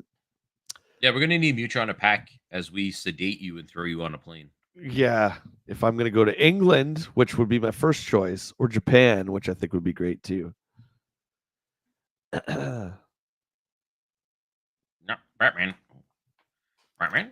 Midnight Resistance, originally by Data East, was an arcade game that had a really interesting premise. It was a side-scroller shooter, but the arcade stick itself, the actual stick, it had like you could twist. You could twist the stick, and the character would move on either side. It was really cool. Don't really remember another game like it. I don't think it really translated well to the consoles without having that stick. Kind of like the way the Pong controllers work, Will, kind of like that. Like the dial. Yeah, so you would twist and your character's waist would move. That's how you moved your gun in Midnight Resistance. That. If mm, if uh, anyone cares. I don't know if I'd like that. Yeah, it's weird. It was like a slower version of Contra. It was Data That's East version of Contra, pretty much. who thought that would be a good idea. But like, oh, let's make Contra, but let's make it slower. And we'll put in a special stick so when it gets ported to consoles, it'll be weird and awkward. But everyone on the review crew seems to love it here with 8s all over the board. 8s. So, Steve, this is the coolest thing to Contra I've seen available for the Sega machine. Okay, Steve, come on. Just say for the Genesis. Save yourself some words. The multi-scrolling action and shooting that this sequel to Heavy Barrel offers is mind-blowing in some spots, but slightly difficult in control tempers what would otherwise be a near perfect action title. Huh. Meh. Again, why play True Crime when you could play GTA? Do you know what I mean? Like same thing. This is a great example of what 8 meg can do to a shooter. The game has depth, good player control, spectacular graphics, and a wide variety of different levels. Throw in a constant stream of enemy. Okay, yep. Constant stream of enemy to keep you busy. Similar to Contra, but with a 16-bit upgrade. Christoph, that's what she said. Love you, buddy. That's what she said. Yeah, I mean it's all right. It's all right. Anyway, anyone play Midnight Resistance? I'm guessing that nobody really cares too much about Midnight Resistance. Moving on. Twin Cobra for the Genesis. 8 from Steve. Top-down shooter. We've seen a billion of these. This is one of my favorite arcade version. Sorry, this is one of my favorite arcade vertical shooters of all time, and Sega has done a remarkable job of capturing the action. Everything is here, particularly to the practically to the pixel. From the giant bosses to the intense buildup of weapons, the graphics are edgy, but the play is top notch. 8. I don't give a lips about these anymore, man. No more shooters. Stop for a while. Just stop. There's too many of them. Too many. Then there's some The are side great. scrolling Sure. or the top down. It's all there's just too many of them. Enough, right? It's kind of like we were talking on Thursday about the mid 2000s and how everything was a first person shooter or a cover chest high cover based shooter like Gears, right? There were so many. Yeah. Yeah, I'm just tired of them. Okay. Yet another shooter from the masters at Sega. Twin Cobra is very good, but it's more of the same, only vertically scrolling this time. The two-player option would have made it better, but it was left out. No new ground broken here, but it is a good shooter if you aren't tired of them yet. See, Yeah, even they're even tired of these guys. And then the next one, Wings of War. Wings of War by DreamWorks. Moisley says PC was always better than consoles back in the early 90s. PC had Wolfenstein and Doom and Mech Warrior. Mech Warrior! They had a new Mech Warrior come out a couple years ago, didn't they? I thought they brought that back. Maybe. Yeah, again, we talk about John a lot, John Romero a lot. He's a pioneer. We wouldn't have first-person shooters without him. So I totally agree with you. Yeah, he created a genre. I think he's brilliant. Wings of War. I don't know what Wings of War is. It looks like another space shooter. I don't give a lips. Another side-scrolling shooter, it looks like. But another you're like some one kind of god. On Genesis. It's by DreamWorks. 7 from Steve. Another blaster for the Genesis that unfortunately doesn't boast a great theme or unique enhancement scales. I don't even know what that means. Wings of War is a solid action. Don't get me wrong, but if you're looking for anything other than a shooting blowout, then Wings will probably not excite. Still give it a 7 though, which I think is pretty decent, man. 7's pretty decent. Yeah, like that's a good game. Like you'd still get enjoyment out of a 7. Even a 6, I think there's like good enough reasons to be like justify it if it was like at a good price. One of the best non-arcade shooters to come out in a while. Nicely detailed bosses set in a good variety of backgrounds. Solid, challenging gameplay is a plus here. Has an unusually large number of weapon power-ups, which are needed as you progress further into the game. Thanks. It's like you could have read the back of the box and it would have been a better. Yeah, just a little write-up. It's like, this game's doing this. You shoot stuff and then it's over. Okay, great. Blobbert is back. What? That's the blob's name? I never knew that. Hey, Blubbert. Boy and his blob's name is Blobbert. The rescue of Princess Blobette. Wow. Mickey Mouse for the Sega Game Gear. There we go. So it's a 7 from Steve. Mickey Mouse finally brought justice to die-hard Masters. Oh, sorry, it's the Master System. My bad. Master System. Actually, Mickey Mouse finally brought justice to die-hard Master System fans, and this loose translation of the same code shows that the Game Gear will be able to deliver a great game. Is this for Master or is this for Game Gear? Game Gear. It says Game Gear at the top. And then It's it the says Master System version for the ported to the Game Gear. Gotcha. The action scenarios are supported by all kinds of techniques and graphics that do make the Game Gear look good. What the hell is that? Game Gear look good. Well, what techniques? Does he get power-ups? What happens? Well, we'll never know. It's only 3 sentences. We'll never know. The screenshot doesn't look good. Yeah, I'm. Is it safe to say that the Master System is like done now? I'm guessing it's on its last legs finished at this point, right? It's finished, yeah. Ed gave it an 8, so he liked it a little bit better than Steve. Mickey was great on the Master System, and the Game Gear version is a letter perfect copy. Everything is here, including all of Mickey's cute movements, and the gameplay's perfect too. Easily the best Game Gear game yet, and I hope that this is an indication of what is to come. Huh. Fair enough. Any Mickey fans in the house? Shout out to Mickey. Anyone? It's no Castle of Illusion, but you know. Castle of Illusion. Oh my god, it's so good. It's so good. And I don't even like Mickey Mouse. No, I'm not a big like Disney guy, but yeah, Castle Illusion was great. That was like back in the day, that was one of those games that if you wanted to show off the graphics of the Genesis, you would put on Castle of Illusion. It was just beautiful. Okay, what is this? Revenge? It looks like an Adventure Island ripoff, that screenshot. Well, it's like Wonder Boy. Revenge of Drancon. I don't even think I've ever heard of this. For the Game Gear. Wonder Boy has arrived for the Game Gear, but why are they calling it Drancon? For whatever reasons, this Gear title crams the action of Wonder Boy into the small screen for a great play on the Super Mario style of play. I liked Wonder Boy, and this is a great copy, but be warned, it is Wonder Boy. Wonder Boy, Wonder Boy, Wonder Boy. He says Wonder Boy 3 times. Yeah, there's not much to say, right? Yeah. I know you liked Wonder Boy and Adventure Island, that kind of like you can't stop running kind of game.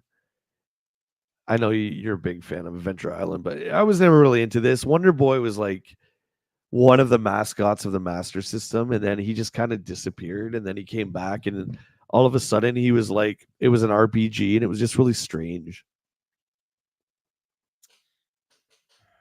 I can't remember. I played Adventure Island 100%. Like, I like those games. I just can't remember if I played Wonder Boy. I know you have, obviously, and I remember buying Wonder Boy with you in store. We went to, where did we go? Was it Kitchener? Well, he sure wasn't Alex Kidd. Oh, no, that was Alex Kidd. Yeah, they're all Wonder Boy, Alex Kidd. I get those two mixed up. They kind of seem the same to me. They're both like lost to time now, but I always had a thing for the Alex Kidd franchise. I just have a soft spot for it. But It's lost to time now, kind of like Wonder Boy, unfortunately. Once Sonic came out, Alex Kidd was like, it's gone.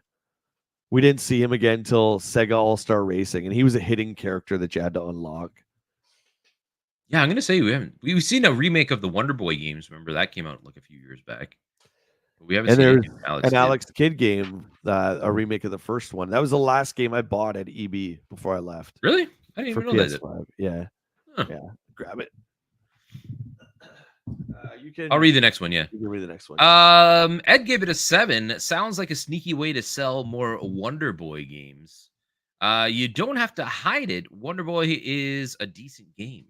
Even better here because it is now portable and a great traveling game, packed with a hidden bonus screens and all that we liked in the original game.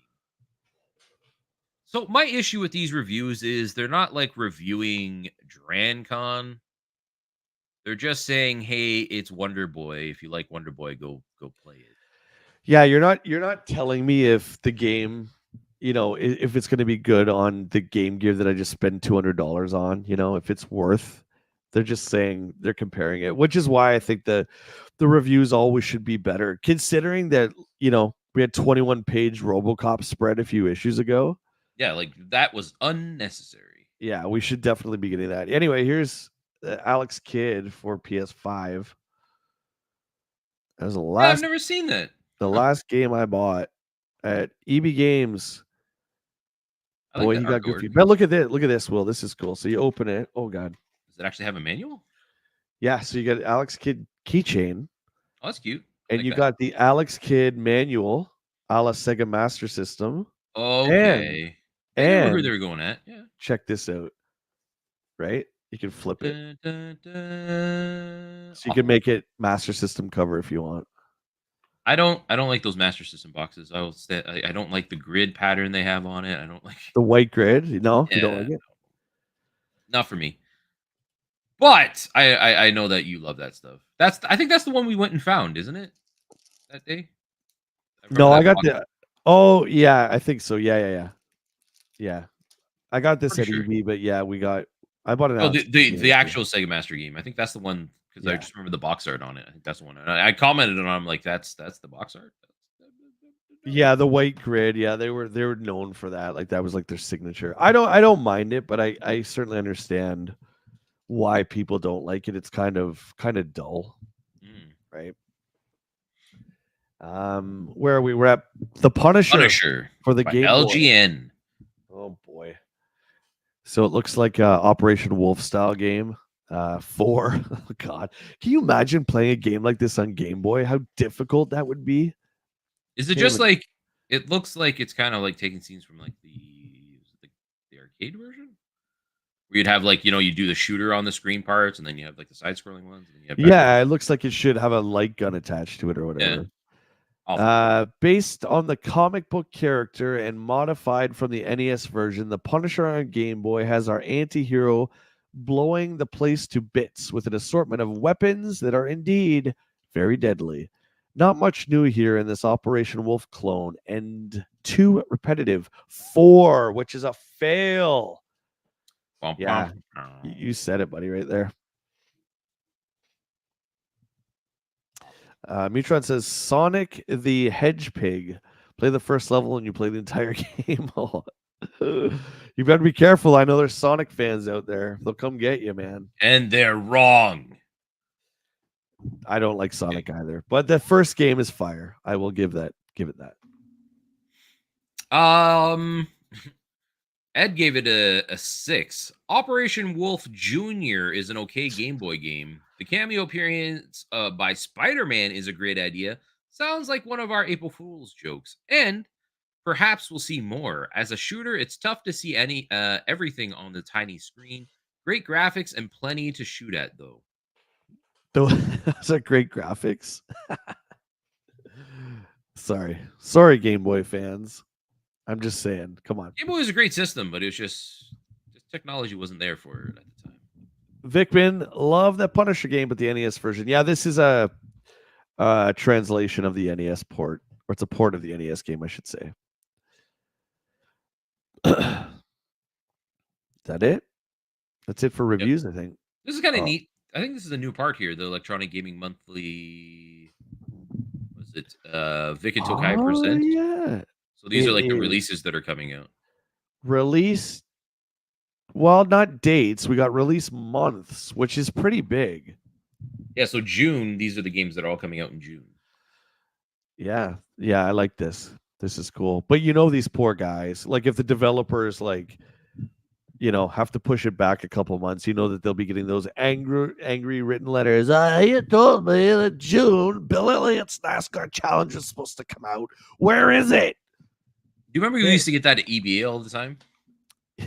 When are you guys releasing Grand Theft Auto 4? Yeah, when are you releasing Grand Theft Auto 4? And what would we say, like the smart asses? Well, we got to go back. If Yeah. you let us go back and finish it in the back room, then we'll get it Yeah, out. I got time to spend, I got to sell stuff to you first, and then I got to do it afterwards. But they talked like we made the game. It was so funny.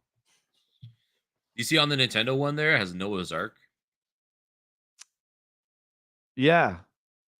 Yeah, that was one of those wizard or wisdom tree games, wasn't it? Noah's Ark? I think so, yeah. Unlicensed for sure. I don't know why Matchbox Toys is the publisher, but that's one hot soft. Good old Oh, Hot man. Soft. We should we should keep like a tab of all the stupid jokes that come out of this. I already forget all of them. So I'll forget this one by next week too. Hot soft. Matt says someone named their game Scat. They knew it was a crap game before they released it. Turbo has, dude. Look at June. Master System and Lynx have nothing. Turbo has one game. Whoa! Those guys buying those Lynxes though. Summer times. Master System. That's rough. That's rough. Game Boy, always a ton. Yeah, if you were looking at this list as like a console owner of the Lynx or the Master System, you'd probably be like, maybe it's time to jump ship. Even the Turbo, what TV sports basketball? Yeah, I mean, you got to have another game besides a sports game. Unless the only way I feel like you could kind of get around that is if you release like a racing game. But like basketball is so niche, the same way hockey is or football, Yeah, that's a bad. Oh boy, look at that! Like, what do you want me to do with all this text? I think we're supposed to, I don't know for certain, but I think we're supposed to read it. Read it. Gaming gossip from our favorite EGM employee. I don't know, Quarterman. Quarterman's gossip is always right. It's never wrong, and it's his thoughts poured out on paper. And I stole that line from Seven. But anyway, let's get to big news from the Atari camp this month is the go-ahead for active game development on the Panther console. A heavy concentration of interest in European developers has the game fan looking at Atari to start pointing fingers across the Atlantic for development in the initial launch of the product. Although it's strictly speculation at this point, launching in Europe? Bad move, Hans. I don't know what that joke is. Is that a Die Hard joke? Maybe. Okay. You're telling me that the Mega Drive is outselling the Super Famicom in Japan? ? Mega Drive sales are consistent, but when was the last time you were in Japan, bud? Who's he yelling at? I'm pretty sure Quarterman has like voices in his head that he responds to. It's like he's talking to somebody in the same room and writing down like the transcript of what they're talking about. We don't know who you're talking to. Yeah, I always envision people like walking by Quarterman's like office and he's just in there in a dark room with like a lamp on his thing here, and you just hear him rambling on, just talking about who's in Japan, who's really there, who knows. Maybe he's got like a full-length mirror that he stands in front of too, and he puts a hat on when he's talking to the guy in the mirror. Back to the Future 3 is in production. Doc Brown's coming back. You can't buy a 16-bit Nintendo unless you let them stuff dirt down your throat at the same time. Okay. Speaking of 16-bit Nintendos, a well-placed source at the Almighty N has let some of the secrecy slip off their plans for the system launch in the US. To begin with, one report concurs with earlier Q-Man info that has a control deck, controllers, cables, and Super Mario World, clocking in at just under $200. I believe it was $199 when it launched. Yep. So he was right on with that. Another rumor says that a second package will be made available with no games at the $169 price tag. For $30, you're not going to get Mario World. Come on, it doesn't make much sense. Another rumor says that the second package will be made available. No games for $169. Smart move, Nintendo. As far as softs are concerned, the first 4 from Nintendo will be Pilot Wings, F-Zero, Super Mario World, and a previously unannounced entry called Pro Golf Challenge. Wrong. We will get SimCity as a launch title, Quarterman. You are wrong. Shut it down. Shut him down. He's false. He's fired. Let's read the next one. The other one after that seems kind of interesting too. Quarterman's exactly the voices, yeah, exactly at Mutron. That's it. The latest from the Genesis court has the 16-bit giant looking towards D-Day, when the first Super NES start to hit the store shelves. In the meantime, Quarterman predicts a price adjustment to be announced at the CES, probably in the $150 area, as well as a final decision on exactly which direction to take with the long-rumored CD-ROM. The device, which apparently exists in 3 different forms, will be constructed with an eye towards A, graphics, B, sound, and C, price. Graphics. Which door Sega decides to look behind is anyone's guess at this point. But with the Turbo having difficulty at 350, we may see the money mines prevail. While we're at it, here is a little secret that yours truly got to see firsthand while in Japan. Did you know? You missed Sega. While we're at Sega, here's a little secret. While we're at Sega. Yeah, that's what I said. Here's a little secret of yours that we get. While we're at Sega, here's a little secret. Sorry, go ahead. You forgot the Sega part. You gotta say Sega. Sega. Did you know there's actually a device that will let you connect your Game Gear to a TV and plug in a Genesis controller for console play? Lies! The machine is immense, but it does indeed work. Not today, Steve Shea. Is that one of the voices? Not today, Steve. Leave me alone. I'm telling my secrets. Nintendo has struck a blow against the competitor while itself being hit hard with very little.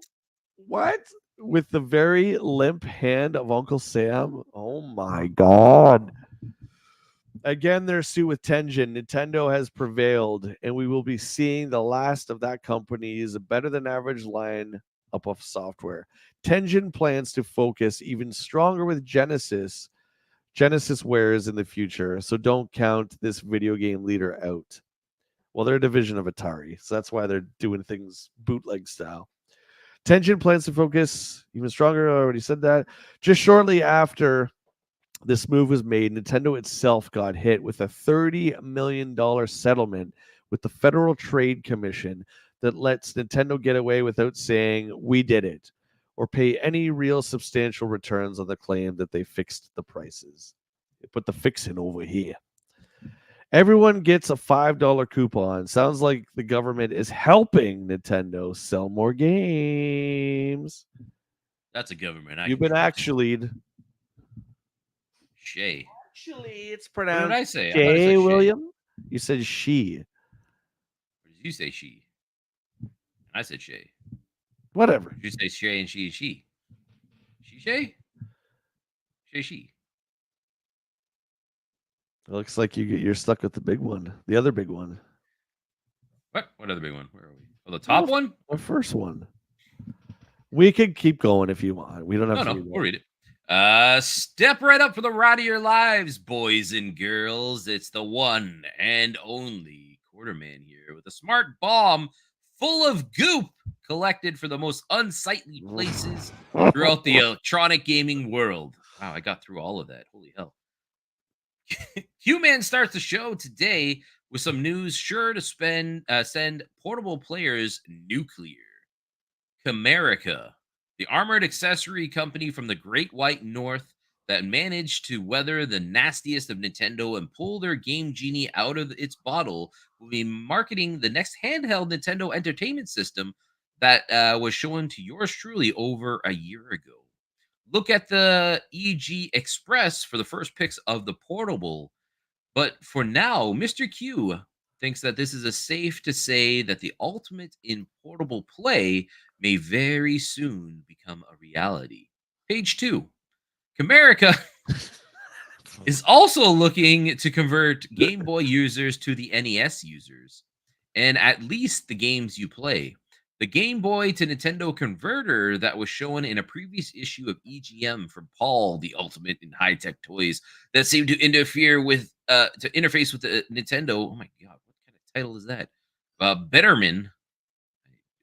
Imagine introducing yourself like that. Hey, I'm Paul, the ultimate in high tech toys that seem to interface with Nintendo Betterman. How you doing?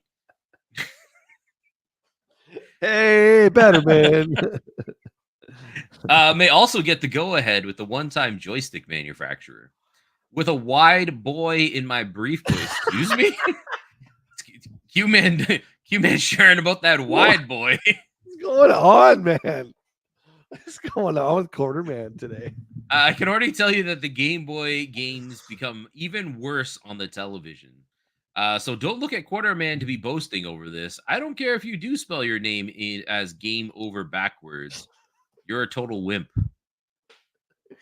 Hey, what's up? Hot soft wide boy.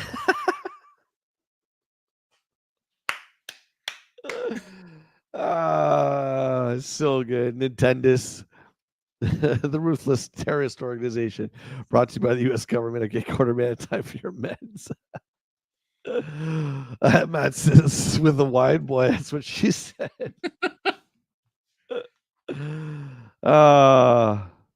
Okay, Quarterman, you're out of here. Let's keep going. Keep going. Where the heck is Hudson Hawk already? I forgot about that already. Here's I didn't know Comerica was Canadian. Yeah, I also didn't know that. That's kind of cool. Comerica to release Who made the NES Game game. Genie?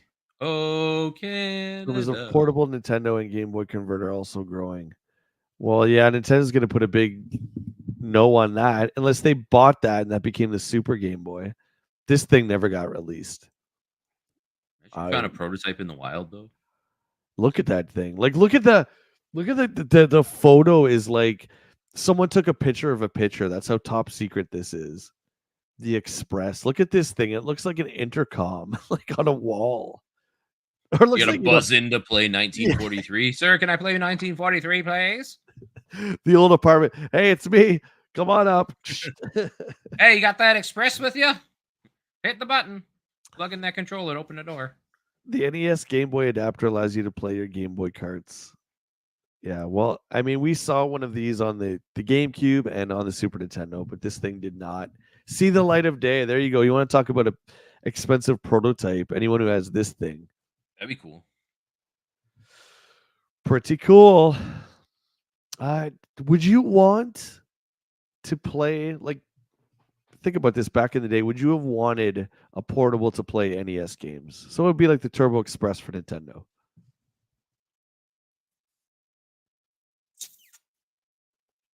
Yes, but like I feel like that thing would be big and clunky, right? Like it'd have to be at least a little bit bigger than the size of the actual NES cards. Well, look at the NES game. How big would that be in your hand? It's like a novel. Like it would be like a I don't even know. I guess it would be cool. But as a kid though, like in our hands, that would still be big. So as a kid, you'd be like, jump, Mario. Or you put it down on the ground and play. No, and they already had the Game Boy, which is it's not like as powerful as the NES, of course, but like the Game Boy was still highly functional and still worked just as well. And I know that we're back in 1991. I get that, but the screen, look how small the screen is compared to the rest of the facing of that portable. Look at it. You go blind squinting at that and seeing what's on there. Like it's so small. The speaker is almost bigger than the screen. That's crazy. Matt said I had the Nomad. I love taking my Genesis games with me on road trips. 8 batteries like nothing. Yeah, that and the Turbo Express I never got into, Matt, because of the batteries. But again, the only reason I did get a Game Boy, well, it was for the novelty of having a portable game system before I realized I didn't like them. But it was also because like Mario Land 2, those games didn't come to Nintendo ever. So if you wanted to play those versions of Mario, you had to get one. Mm. The Super Mario Land games were great. Yeah, man, you got to go in vehicles and stuff like that. Yeah, I wish they would bring some of that stuff back to like Mario. I don't know why they've never actually utilized that stuff. You can play those on the Switch right now. Like if you have the Yeah, Game Boy. I know, but I mean, like in another Mario game that comes out, bring back some of those vehicles and stuff into, dude. right? Yeah, I agree. And how long have I been saying like? I know you'd have to do it in Nintendo style, but there's items like the axe from Super Mario Brothers that used to cut the bridge down. I mean, I know Mario's not going to go around with an axe, but you know what I mean? Like you could have stuff like that. Like you could have Wart. Like where's Wart? Well, Bowser's. okay, so the argument with Ward is like that was all a dream, though, right? So Ward never like truly. But dude, you could write a story in 5 seconds about how he Nightmare on Elm Street out of the dream world into like it's all just fantasy, right? So they could write a story in 2 seconds, but Bowser has shown up 80 times, and Wart's only ever shown up once, and he's damn cool too. A one and done Wart, you know?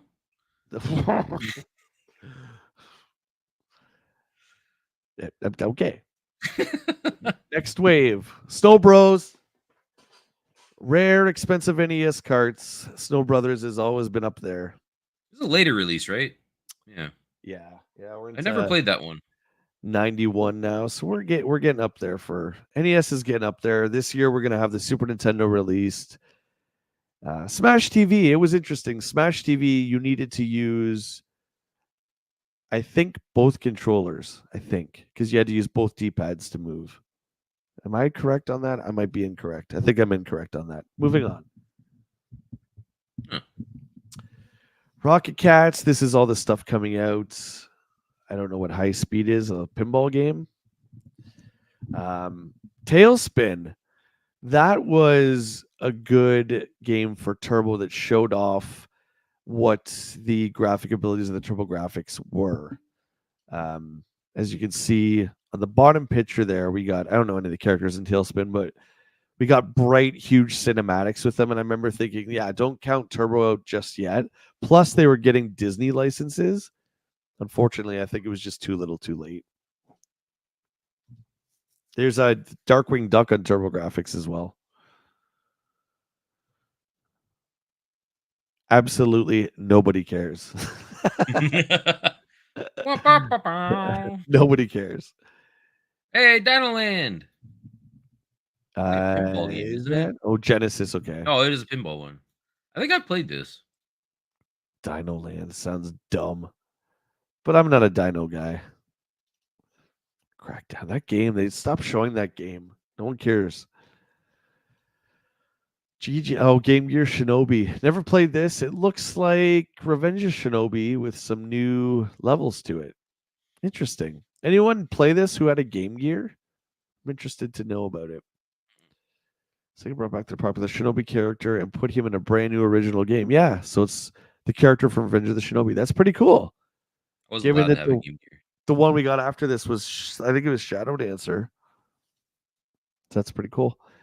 Navy SEALs on Game Boy. Who remembers the movie Navy SEALs? There's a movie? I guess, yeah. The Clerks reference. Ooh, Navy SEALs. Yeah, wasn't Charlie Sheen in Navy SEALs? I've never seen it. I just kind of remember. Hey, that's like the Night Raven from Joe. Charlie Sheen movie. Yeah, okay. Oops. Mr. Do and Track Meet. There you go. Cutthroat. There's your Konami Track Meet. Mr. Do. I don't remember Mr. Do. It sounds like Mr. Dummy.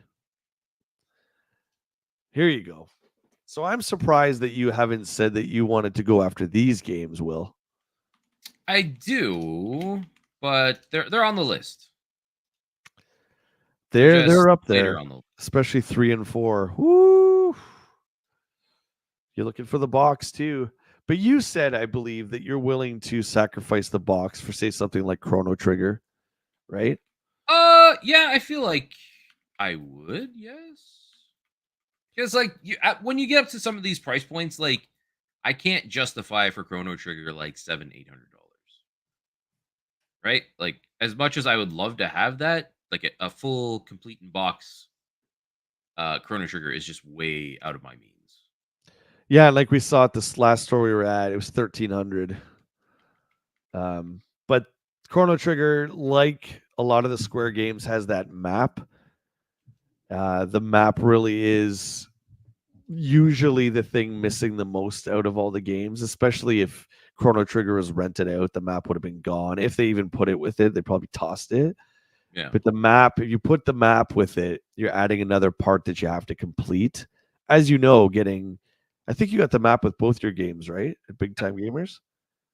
Yep. Both of them had the map. JT, I'm not even highlighting that. You shush it. There we go. No, we're trying to get him off the old marketplace. We have Go to the marketplace. No, don't do it. Storm. Chat says I can. Oh, this guy. We looked this guy up, didn't we? He was like, yeah, Jamie Bunker, professional gamer. Yeah, we looked him up before. Yeah, we did. Yeah. Weird. Look at this. Look what Jamie's holding in his hand. He's got a GamePro magazine. Wow. Inside an EGM magazine. This is Renovation. He got a sponsorship from Renovation. That's pretty sick, man. Good for Jamie. He's got a Renovation shirt, and he's got like the sickest haircut of all time. Peach fuzz mustache, so great, much like my own. And he's got a copy of EGM and GamePro. This is like the best picture in this whole magazine. Oh my god, I don't know how to take that. I don't know how you can take that. My hot soft voice. You guys get a room. I don't know what to tell you. Tricks we skip over. Oh, that's probably why we didn't see it. Oh yeah. Well, that's what you just remember. Yeah. Yeah, because we usually skip over. Right. Well, we're gonna continue tradition and skip over the tricks of the trade, as is the tradition. Oh, Rampage developer. Why would you want a picture of the developer? I don't know. Oh, announcing something never before seen in a video game. Okay, so I'm going to have to do some research. I'm intrigued now. Is this the first full motion video game? According to Turbo, it is. But that could be just clickbait. Yeah, I don't know. What? What? I'm just skipping this. I don't even know what that means. Okay, we're going. So we got a little insert here. Preview of 16-bit Super NES games from Electronic Arts. Look at that PC, dude. Look at that. Remember when monitors looked like that? Yep. I used to. So I did a lot of LAN parties back in the day. And like carrying one of those to a LAN party, oh my God, it was the worst. Just like the old CRT TVs, the front is heavy, but everyone tries to pick it up by the back, and then you get the top heavy part. I've almost dropped many TVs by doing that. You'd think I would learn my lesson. The complete guide. Who's this dude? Look at this cool guy. The complete guide to 16-bit gaming. Does it say who that is? What's up, gaming fans? This is Ken Williams, and I'm your host for this guide to 16-bit gaming. Ken Williams is just so cool looking. Look at him. He's got acid wash jeans, high tops with the red tongue, popped collar, and his t-shirt or his shirt's tucked in without a belt. I don't like it. Dude, I think he's pretty slick. And he's got like a sweet like blonde helmet. Sushi X? That's Sushi? Didn't we come to the conclusion, Matt, that Sushi X was like all the EGM editors together? But then how would that make sense for the review crew? Butron.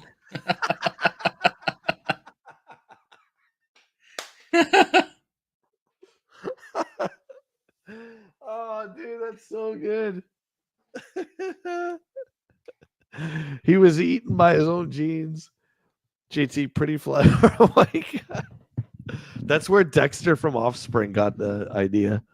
Well, we're like uncovering so much of 90s history. Look Born at us from the bullies game. making fun of these kids. I'm not making fun of him. I said he was the coolest dude ever. Those guys in the chat point the fingers at them. You guys, not me. Yeah, we have to be responsible of our everyone in our community here, Jay. I said he was cool, dude. I said Ken was cool. Ken's watching this now. Ken, I love you, buddy. I'm just saying, you're the best. Come on the show. Tell us about your genes. Your yeah. How did the surviving the gene pit, like the Sarlacc pit for Boba Fett? Ken Williams is almost always Sushi X. Okay. However, how do we get around the reviews though? The 4 people didn't write a 3-sentence review. I'm just saying. Okay. What are we looking at? Oh, the difference between EA PC games and Mega Drive. Are you streaming today? By the way, you're going to the movies, right?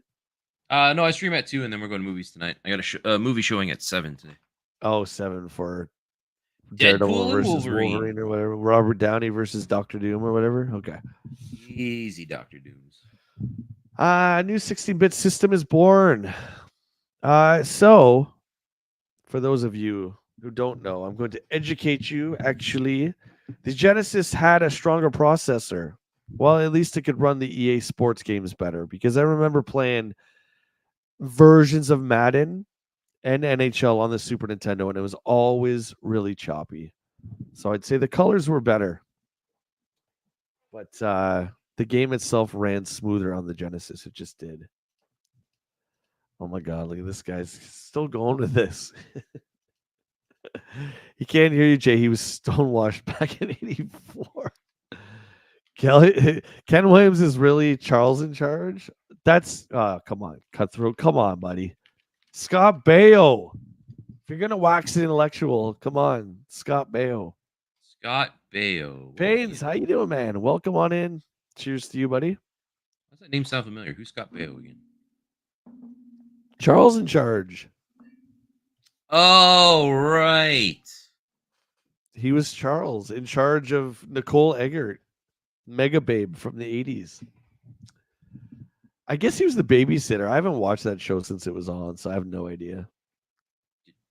Oh my god, look at this dude.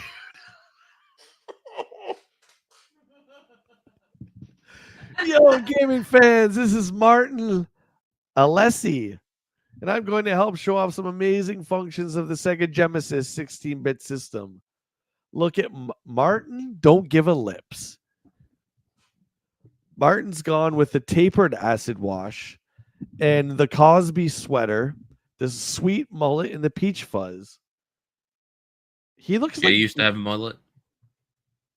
Did I ever have a mullet? Yeah, you did. I don't think I did. I'm pretty sure you did. No. I have to look back at pictures. I feel like you did.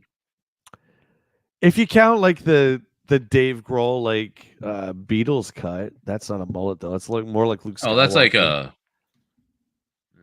That's like a 70s like shag cut. I never had my buddy, you know, our buddy Darren had that haircut for a long time, but he would spike it up and then have the mullet in the back. But that Cosby sweater, man. Oh my god, look, if you look closer, dude, he's doing the A-OK, and then he's got like the Fonzie thumb in his pocket. This is like the epitome of cool, this guy right here. Hate it. Yo, what's up, Mo? I forgot to wake up and missed everything. Hey, Mo. Well, you're here now, buddy. Only 2 hours late. You'll be getting a pink slip in the mail. Don't you worry. I love how we're not even talking about the Genesis games. We're talking about how they look. All it's talking about is like the processing power and stuff, and like what the graphics look like in the Genesis. It's not like it's all technical stuff, which we've never done. Parallax scrolling. True. JT says it's a perfectly natural pose. Yeah, who doesn't stand like that all the time? Oh my god. Dude, look at this. Look at the top right. Yeah. Yo, what up, Look for homies? the polygon capabilities. It titles like Road Rash. I like to play the Genesis, yo. Nintendo Yo. sucks. I will say he matches though with his charcoal gray and black. It all it pretty much matches. Yeah, and this is what like I would like to think that girls back then, when they thought of dudes playing video games, they would be dressed just like this. And I'm sure back then this guy thought he was cool, but I'll tell you something, the girls back then didn't. I'm just telling you. Crooked, what's up? How you doing? Probably not wrong. Welcome to the stream. Martin just broke the Rizzo. The old Rizzos. Oh my god, it's so good. You guys are killing it today with the jokes. Some Genesis hits, of course. We got Road Rash, the original on the Genesis. We got NHL Hockey, which is complete fire. That game and that engine was in the NHL games up until like 2015. It was like the same AI. You can believe that. It's true. Blockout. I don't know what the hell Blockout is. Oh, we're missing the split here. Because the crease in the mag, that sucks. So good. All these early EA games are just gold. Might and Magic, Fairy Tale, King's Bounty. These were all cardboard games too, cardboard boxes. Made them ultra cool in my eyes.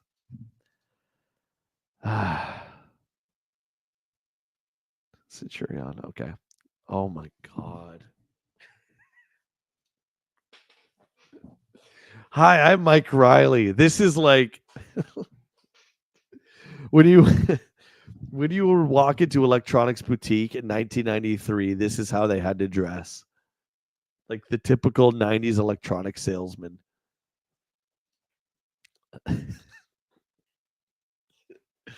Mike Riley, I'm sorry, buddy. I love you.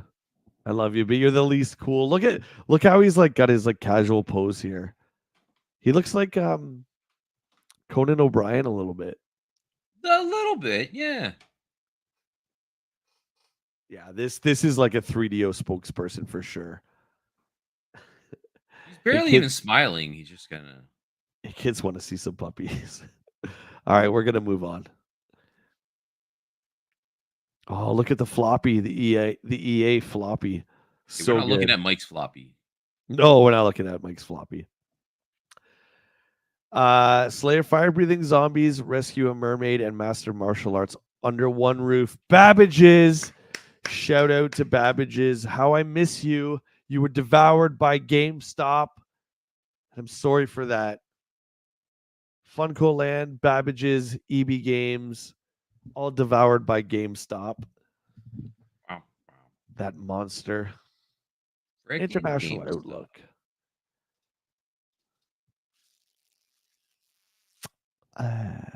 Oh, here's one for you. There you go. Whatever that means. The obligatory Sonic 5-page ad. You just missed him. That was charming the first time, but not second. No. We're skipping a bit of the international outlook. Where's Hudson Hawks or whatever his name is? Bonk 3. Yes, let's go. Got a little bit of RPG elements. I miss Babbage's too, JT. We used to go to the States all the time, just over in Michigan there, and we would get we would go to the mall and we would see Babbage's, Electronics Boutique, Funko Land, all these places. Behind the scenes, okay, we're skipping this right now. We're skipping the FM Towns. Who remembers the FM Towns? You computer players out there should know this. No. Eat a lips, hedge pig. Oh my god, oh, that's so good. Never a good sign when the consoles are starting to drop the price. Never a good sign. What are we at here? Number 2, electronic gaming. Oh, the $10,000 giveaway. Will Yeah, it's still going on. nobody claimed it the first time? Is that what happened? Nobody wants it. Atari Lynx. Ugh. Yeah, I don't have a Lynx in my collection. I'm all right with that. I love collecting hardware, but I'm okay with that. I think if I found one, like that Game Gear I found in the back room of White Oaks for $5, That was a sweet find. that's fine. I would do that. I would do a 50 on a Lynx, $50, but that's it. I wouldn't go any higher. Battletoads. Here we go. You guys all know Battletoads. Will claims that the Double Dragon and Battletoads or whatever is the best Battletoads game. I No, would no, say no, no, no, no. I didn't say it was the best. I just Yeah, said you did. that's my favorite of the Dragon, Double Oh, Dragon and okay. Battletoads games. Okay. Like the mix of them two together. I played so much of that on the Super Nintendo. So good. That's fair. That's fair. I gotta go real quickly to the washroom. So Oh, you're I'll gonna tag leave? you, Will, No, if you need to no, go no, after. But no. I'm- Why are you leaving me with we Hudson are Hawk? here, the smooth sounds of WillLo, as he's going to read to you our cover story on Hudson Hawk. I shall return, my friends. Oh, he's leaving. Why? All right. Well, we got Hudson. He hawks stuff. His full name is Eddie Hawkins. Yeah, great game. It's Bruce Willis. Who everybody loves Bruce Willis. He's fantastic. Great game. Go buy this now. Oh my god. Why did he leave me with this? This looks awful. Oh my god. Like, what are you even doing? He looks like. Oh, I can't change the screen on your guys' end because Jason control. Hudson Hawk Tua, right? Yeah. Ugh.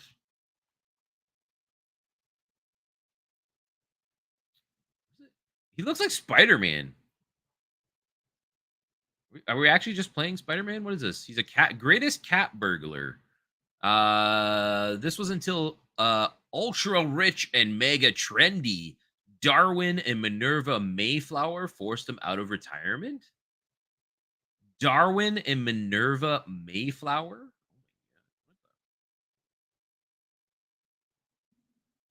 With his back against the wall, Hawk accepts this new mission, which sends him around the world in search of 3 artifacts. Is that what the movie's about? Hawk accepts his new mission, which sends him around the world in search of 3 artifacts. See, yeah, I was wrong. I thought he was like an art thief. So He's okay. So it says his illegal profession as the world's greatest cat burglar. Okay. And then he was forced out of retirement by the ultra rich and mega trendy Darwin and Minerva Mayflower. Okay, so ultra rich, I get. To call yourself mega trendy. I gotta say, I'm gonna see if I can find this movie somewhere. I don't think it's probably on any streaming services, given that I never see it. The game, I don't know. The game looks pretty rough, man. Like does it count as a video game movie then at this point? Oh yeah. Yeah. The thumbnail I was making, I was looking at some screens of it. And I'm like, oh man, this looks rough. Like Total Recall kind of rough. Did you read the rest? Cats or Steals Cats? I think we read most of what is important. I was saying it looks like a Spider-Man game. If you look at those screenshots of it, like he's red and blue. Yeah. Really look at it, and then like the bottom one, he's like on a it looks like he's web slung his way and crawling across. Look at the thumbnail. You can see a little bit of him hanging out on the thumbnail, the background there. He's got a purple shirt and I don't know. It's just weird. Look, but this is hilarious. This took up the whole real estate of the cover, and that's it. There's the giveaway. See, this is what I think. I think there was some money thrown. Probably for the giveaway portion? For the giveaway portion. Because look, the next page, it's Midnight Resistance. We don't even get like 2 pages. There's nothing. It's like this and then that. It's weird. Vickman says Battletoads and Hudson Hawk, bringing back some of those memories. That's what we do best, buddy. I googled Hudson Hawk and it just came up with crap emoji. That's hilarious. That's hilarious. Here's your Midnight Resistance for anyone who's interested. Mediocre shooter. I would say give it a try if you have access. If not, stick to Contra. Again, why play True Crime when you can play Grand Theft Auto? Alien Storm. This one you said was good. This one is in my top 10 for Genesis. Yeah, it's great. Will, if you never played it, think Golden Axe. Okay, you got me. I do like Golden Axe. Meets Aliens. All right, you got me. I'm in. Plays exactly like Golden Axe. You choose from 3 characters, just like Golden Axe. It's the same fighting style, the same level design style. You have the magic button. So it's basically Golden Axe with aliens. Yeah, it's good, man. It's so good. The Yesterday Mutron? I've never heard of it until like we started going through these. You know, you said that you never grew up with the Genesis and you never really had a kind of need to go for Genesis. Yeah. I think that this would be a good first game for you. It is made by Sega, so it's first party, which means it's good. I was thinking about getting Phantasy Star 1 as my first Sega game, but that's a master game, buddy. Oh, is that a Sega Master System? Oh. Yeah, that's going to cost Phantasy Star 2 then on Sega Genesis? Phantasy Star 2 is the first one on Genesis. 2 through 4 on Genesis, yeah. Then it went to the online stuff. But I mean, yeah, that would be a good starter for you too, absolutely. We got to break that. We got to break that in for you. I have like 3 different Genesises in the house. Genesi? You have 3 Genesee, yeah. But they're great. Like the plastic clamshells, they're just so nice on a bookshelf. Yeah, I have like all 3 versions of the Genesis. So I have the old big bulky one. Yeah. With like the audio slider on it, and then I have the second like iteration which is like slimmed down, and then there's like the smaller third one I have. You have the Genesis 3? Yeah. Dude, I think I have that in box. That thing's so rare. Good for you. Oh, I'm pretty sure I have it. I'm gonna have to look for it. I'm pretty sure I have the box and everything for it. I told you guys my Genesis 3 story. I don't think I want to tell it again on stream. But it was like not my finest moment, but I acquired one. Anyway, we're gonna skip it. Let's keep going. What do we got here? Fact file. Street Smart? Oh, Street Smart. I don't know this game. Looks like a Final Fight ripoff. What's the time? Look at the Sagat on the bottom here. Look at this guy.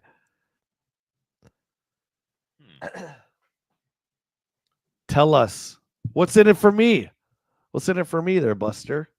It's an embarrassing story. I know I brought it up. I know I did. Punisher. We got some more in-depth. There's your Spider-Man right there. Yeah, he says he pops in. Bonus level Spider-Man. The only part of it that's probably good at the game. Go tank. I was already so sick of those characters in the 90s. Let me just say something here, okay? Let me just say something here. All I keep hearing for the last 2 days is, great, Robert Downey Jr. is here to save the Marvel Cinematic Universe. Save the Marvel Cinematic Universe from what exactly? They're making tons of money. That's even the movies are not great. As like the Infinity War was like peak Marvel movie, right? Yeah, but they're still making a shit ton of money off of their offspring like shows on Disney Plus. Plus, like their movies still make money. Like I don't know, what are they saving themselves? Yeah. Well, and the only thought I can think of, Will, for that is that Robert Downey Jr. is saving Disney, like giving them money back because money has probably been lower than it would have been with the low ratings of the Marvel shows, the low ratings of the Star Wars shows. So Robert Downey Jr. is not saving Marvel; he's saving Disney, giving them more money is what's happening. Sorry. He's going to be Dr. Doom. I think I watched that reveal because I love stuff like that. When guys come to San Diego Comic-Con and they're dressed up and nobody knows it's them. I love that stuff. So I thought that was cool. But here we go again. Now it's going to be Dr. Doom, Silver Surfer, and we're going to get the Cosmic Wars. It's just, I don't give a lips. Robert Downey's sick as hell, though. He's a great actor. He's awesome, for sure. Super play. Okay, so we got some maps for Batman Sunsoft. This game is great. Ooh, Jack Napier. Jack who? That was the Joker. That was Jack Nicholson's Joker. That was his name before he became Joker, I guess, was Jack Napier. Huh. Yeah.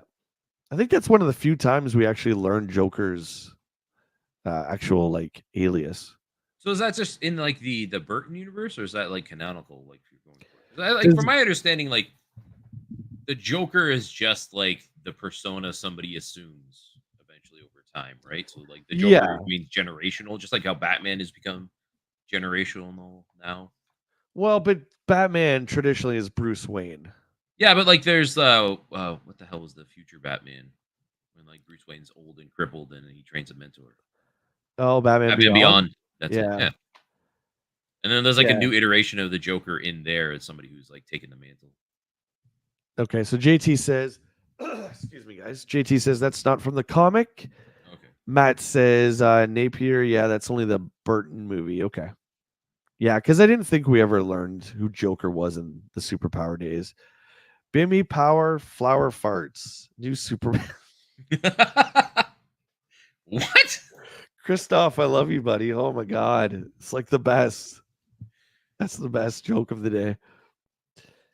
Terry McGinnis is Batman Beyond. That's it. Yeah, Terry. Yeah, that's right. Yeah, from what I guessed or from what I got from like Nolan's Dark Knight and how Joker would tell 3 different lies as to why he got the Joker smile.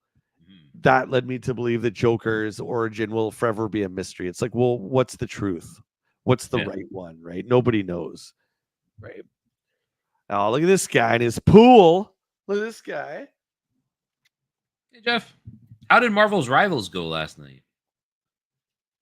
I still haven't got a key for that. I tried to get a code for it. I want to play it. And Jeff, what did you think of NWC? I'm gonna check out your replay, but I never got to. I think I was streaming the same time you were. What did you think of it? Everybody keeps yelling at me last night when I was mentioning about opening it. I feel like I'm just gonna keep it sealed and see how much is the digital version. $39. That's not bad. Yeah. I feel like that's definitely something I could like lay in bed and play on my Switch before going to sleep and stuff regularly. Yeah, dude. Well, we're still gonna play it whenever that is, whenever we schedule that. Great replay value, but I would say to anybody, and I know JT, you told me you just got a copy of it. Yeah, I would not open that because I guarantee you in 10 years that will be in the top 10 rare Switch games. I guarantee it. For as much as it looks like it might be oversaturated now with that second wave being available at retail, I still think it's going to be rare. Okay, we're going through Batman.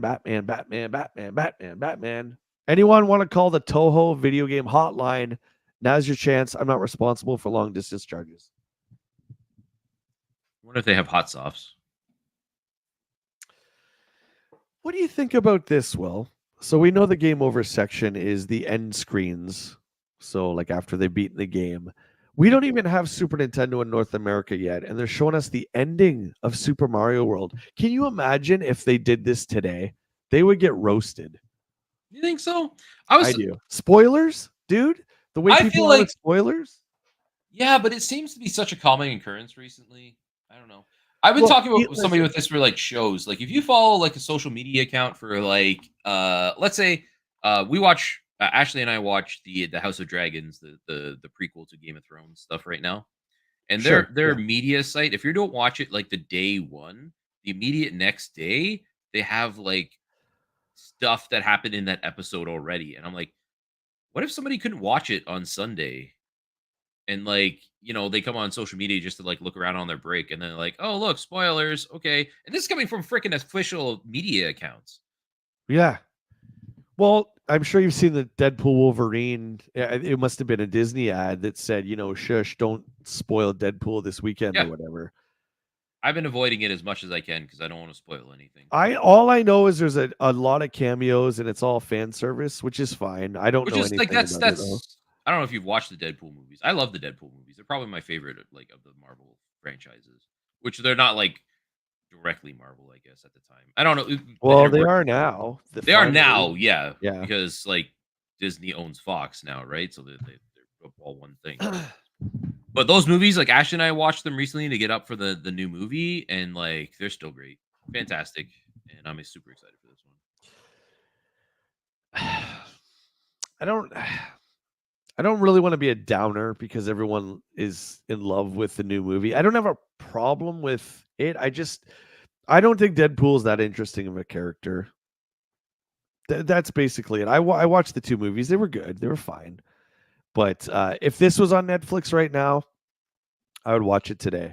But it's not going to get my butt into the theater. And we talked about this too. It takes something really big. Obviously, you think it's worth it, which is great. Mhm. It takes something really big for me to go to the theater nowadays. And Yeah, like Deadpool is not Indiana it. Jones. Indie will always do it. I don't care how bad people say it is. Star Wars all day long, but that's about it. Deadpool versus Wolverine's a 12 out of 10. Yeah, Hmm. yeah, Jeff really liked it. Yeah, like that's I don't know. Yeah, I haven't gone to the theaters for a long time, and like you said, like it takes something big for me to come out. So for me to like go out to the theaters and not wait to go see it, like I feel like that speaks volumes. I mean, let's okay, look. Everyone in the chat obviously respects spoilers. Okay, so no one who's seen it, please don't post anything. But I just got to say this. What exactly are we spoiling? Like whatever character is going to be in this that we don't know. I figure like what can you spoil? The story is not going to be original. It's going to be just an old Deadpool story, like the other Marvel movies have been. So what are we afraid of spoilers for Deadpool? I'm just curious. I don't know. Will I think it's just the same as like when you said like they're showing off the end scene here for Bowser. We know Bowser's in the game. So are we really shocked that we're seeing Bowser at the end of the stage? Or is it just like we just want to have that for ourselves instead of somebody else? this is different because us being in North America don't even have access to the hardware, let alone the game. And the game's been out for 6 months in Japan. This is different. This is like if another country got Deadpool and Wolverine and we're posting like 2 weeks ago. It would be the same thing, right? I think you can't really compare the two at this point. I guess. Yeah. But it was just like today that doesn't work because everything's released day and date anyways, but just different times, I guess. Yeah. I love that Jeff's always on the weekends. He's in his pool, man. I think it's the coolest. I think it's super awesome. Allison, what's up? How you doing, man? There are lots of fun cameos that aren't as fun if you know what's going on. Okay, that's fair. Yeah, I think there's So that shock and awe value too, where you don't know what you're going in to expect. Like you can expect cameos, and that's kind of cool, but then like when it happens, you're like, oh, that's freaking awesome. But if somebody tells you about it beforehand, and then you're like expecting it, you're like, it it takes was away from like that reason to go to the theater. what was similar to that? The Flash movie. The Mm. Flash movie when they had the Christopher Reeve Superman and Yeah, then they had the Nicolas Cage Superman and they had all that stuff. Yeah. I can see that, sure. like that's another thing. Like when you had like that Flash movie, like I heard it's okay. But, like, those trailers show off so much sometimes where it spoils the movie themselves, and you're just like, It I does, don't yeah. I kinda just wanna watch it and enjoy it and, like, make my own observation with the like, all this extra stuff. That's why I think like I try to do my best to not watch any trailers anymore for anything I think I might be remotely interested in because yeah, especially like comedies and stuff like that. Usually all the best jokes are in the trailer. Horror movies, they'll show the bad guy or the entity, you know what I mean? And then when you see it, it's like, well, I already know what it looks like. So if it's Yeah. like you know what I mean, like a demon movie or something, it's like, well, I've already seen it in the trailer. So Yeah, and that always sucks too. Like, I always thought, like, for horror movies, the surprise of seeing the creature for the first time is always, like, one of the reasons you wanna go and kinda have that experience, right? shout out once again to Retro Mags. Again, the link is in the description of the live stream, guys. You can follow along with us. It'll be a bit bigger on your screen. That's what she said. I don't know. Wow, Uh, wow. yeah, so that was pretty cool seeing all the Doctor Dooms on that stage. I like that.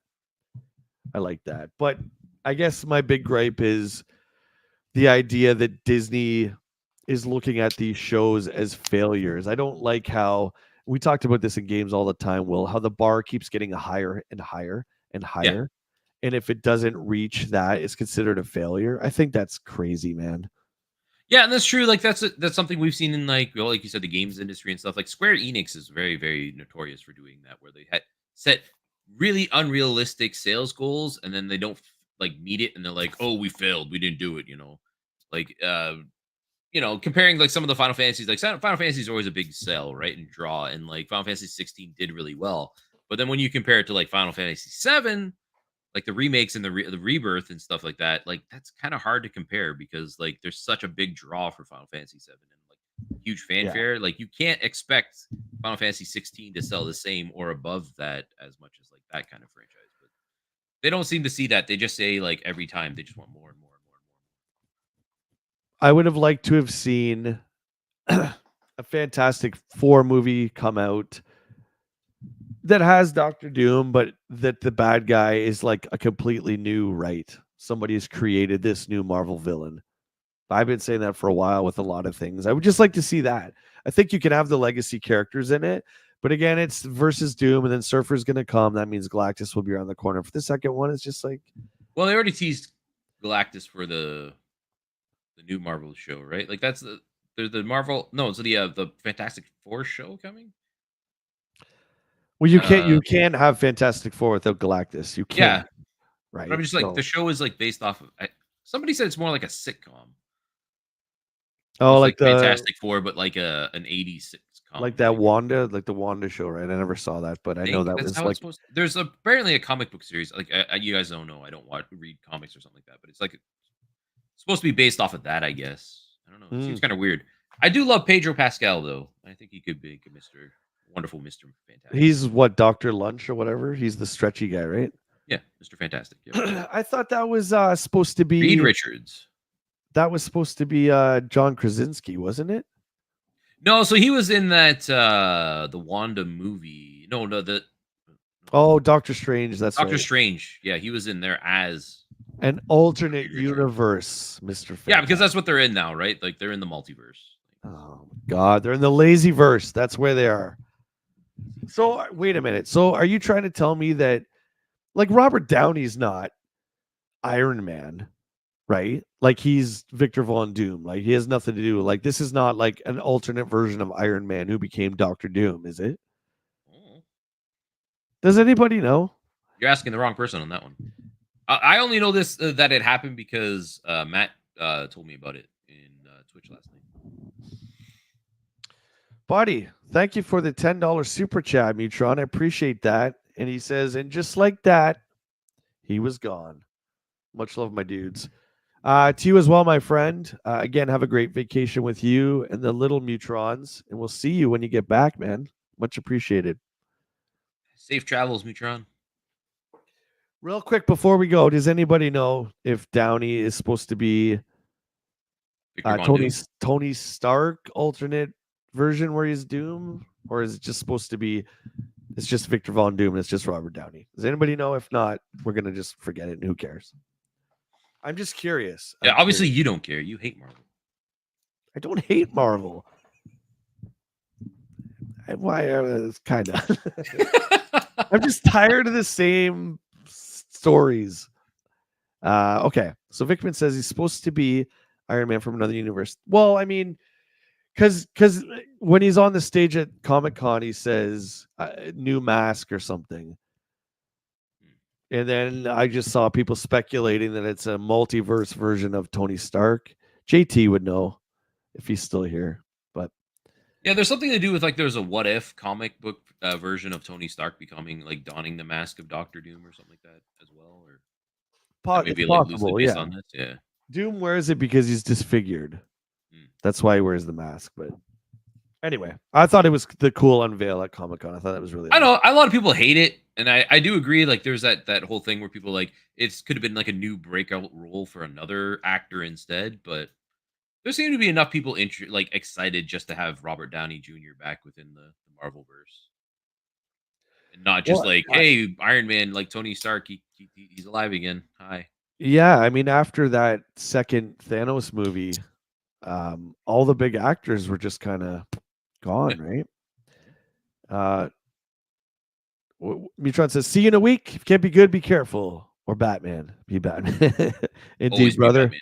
Much love, dude. Matt says Iron Man has been Doom before in the comics. They are drawing from that. Part of Tony still being alcoholic. So he's Tony Stark, Doctor Doom. So obviously, like this universe is Tony Stark's dead, so he has to be a multiverse Tony Stark.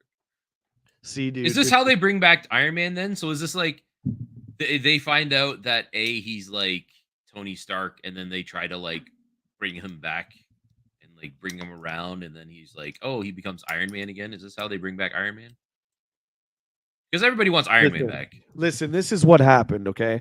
Forget the story. This is exactly what happened. After the second Infinity Gauntlet movie, every Marvel property from Disney went like this. Yeah, I agree. They didn't fail, but they didn't make nearly the numbers. They're like, okay, well, maybe we shouldn't have got rid of Iron Man. That was a pretty stupid move.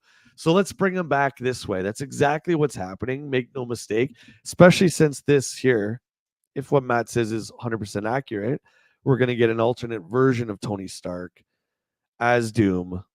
Yeah, I mean, I don't want any part of that. That's dumb. Allison says, I've never cared for Robert Downey Jr., so this was meh for me, but I'm happy for people who are excited. That's the thing, right? Not everybody's going to be happy with it, but there are people excited for them, and I'm excited for them to be happy. He's definitely one of the great actors in the Marvel movies, 100%. 100%. Okay, you're streaming. Yes, sir. What are you streaming? I'll be streaming at 2 p.m. over at twitch.tv at WillLo. You can find me there if you haven't followed me already.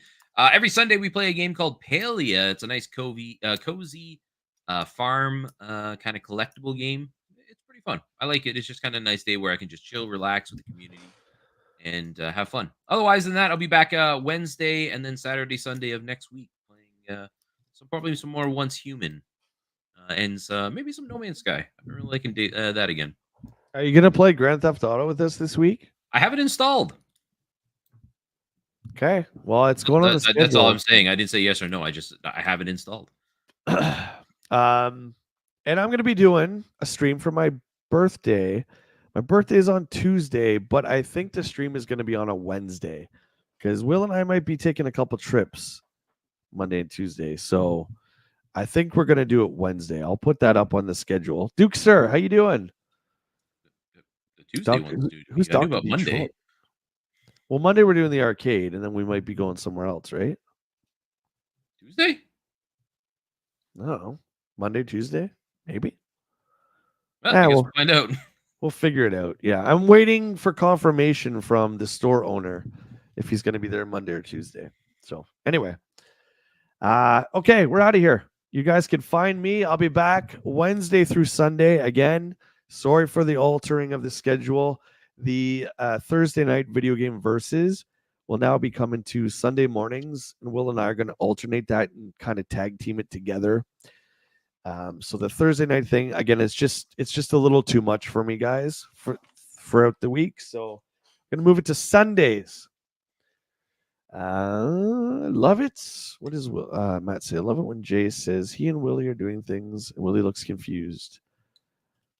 Yeah, like I said, I knew about the Monday thing. He didn't tell me nothing about Tuesday. All I knew is it was your birthday, and you said you weren't doing something on Tuesday because it was your birthday. Well, we're not doing the arcade thing, but yeah. I got to go get this, the game we've been talking about. I have to get this. I'm kind of at the mercy of when he's available. So if you can't make it, that's totally cool. We'll talk about it off stream. Okay, buddy. And we got to plan the next store too. Yeah. So we got to do that. Okay, guys, we're out of here. Our coffee is empty. Make sure you do something fun for yourself. Check out Willie at 2, and I'll see you guys on Wednesday. Cheers, my friends. Cheers, friends.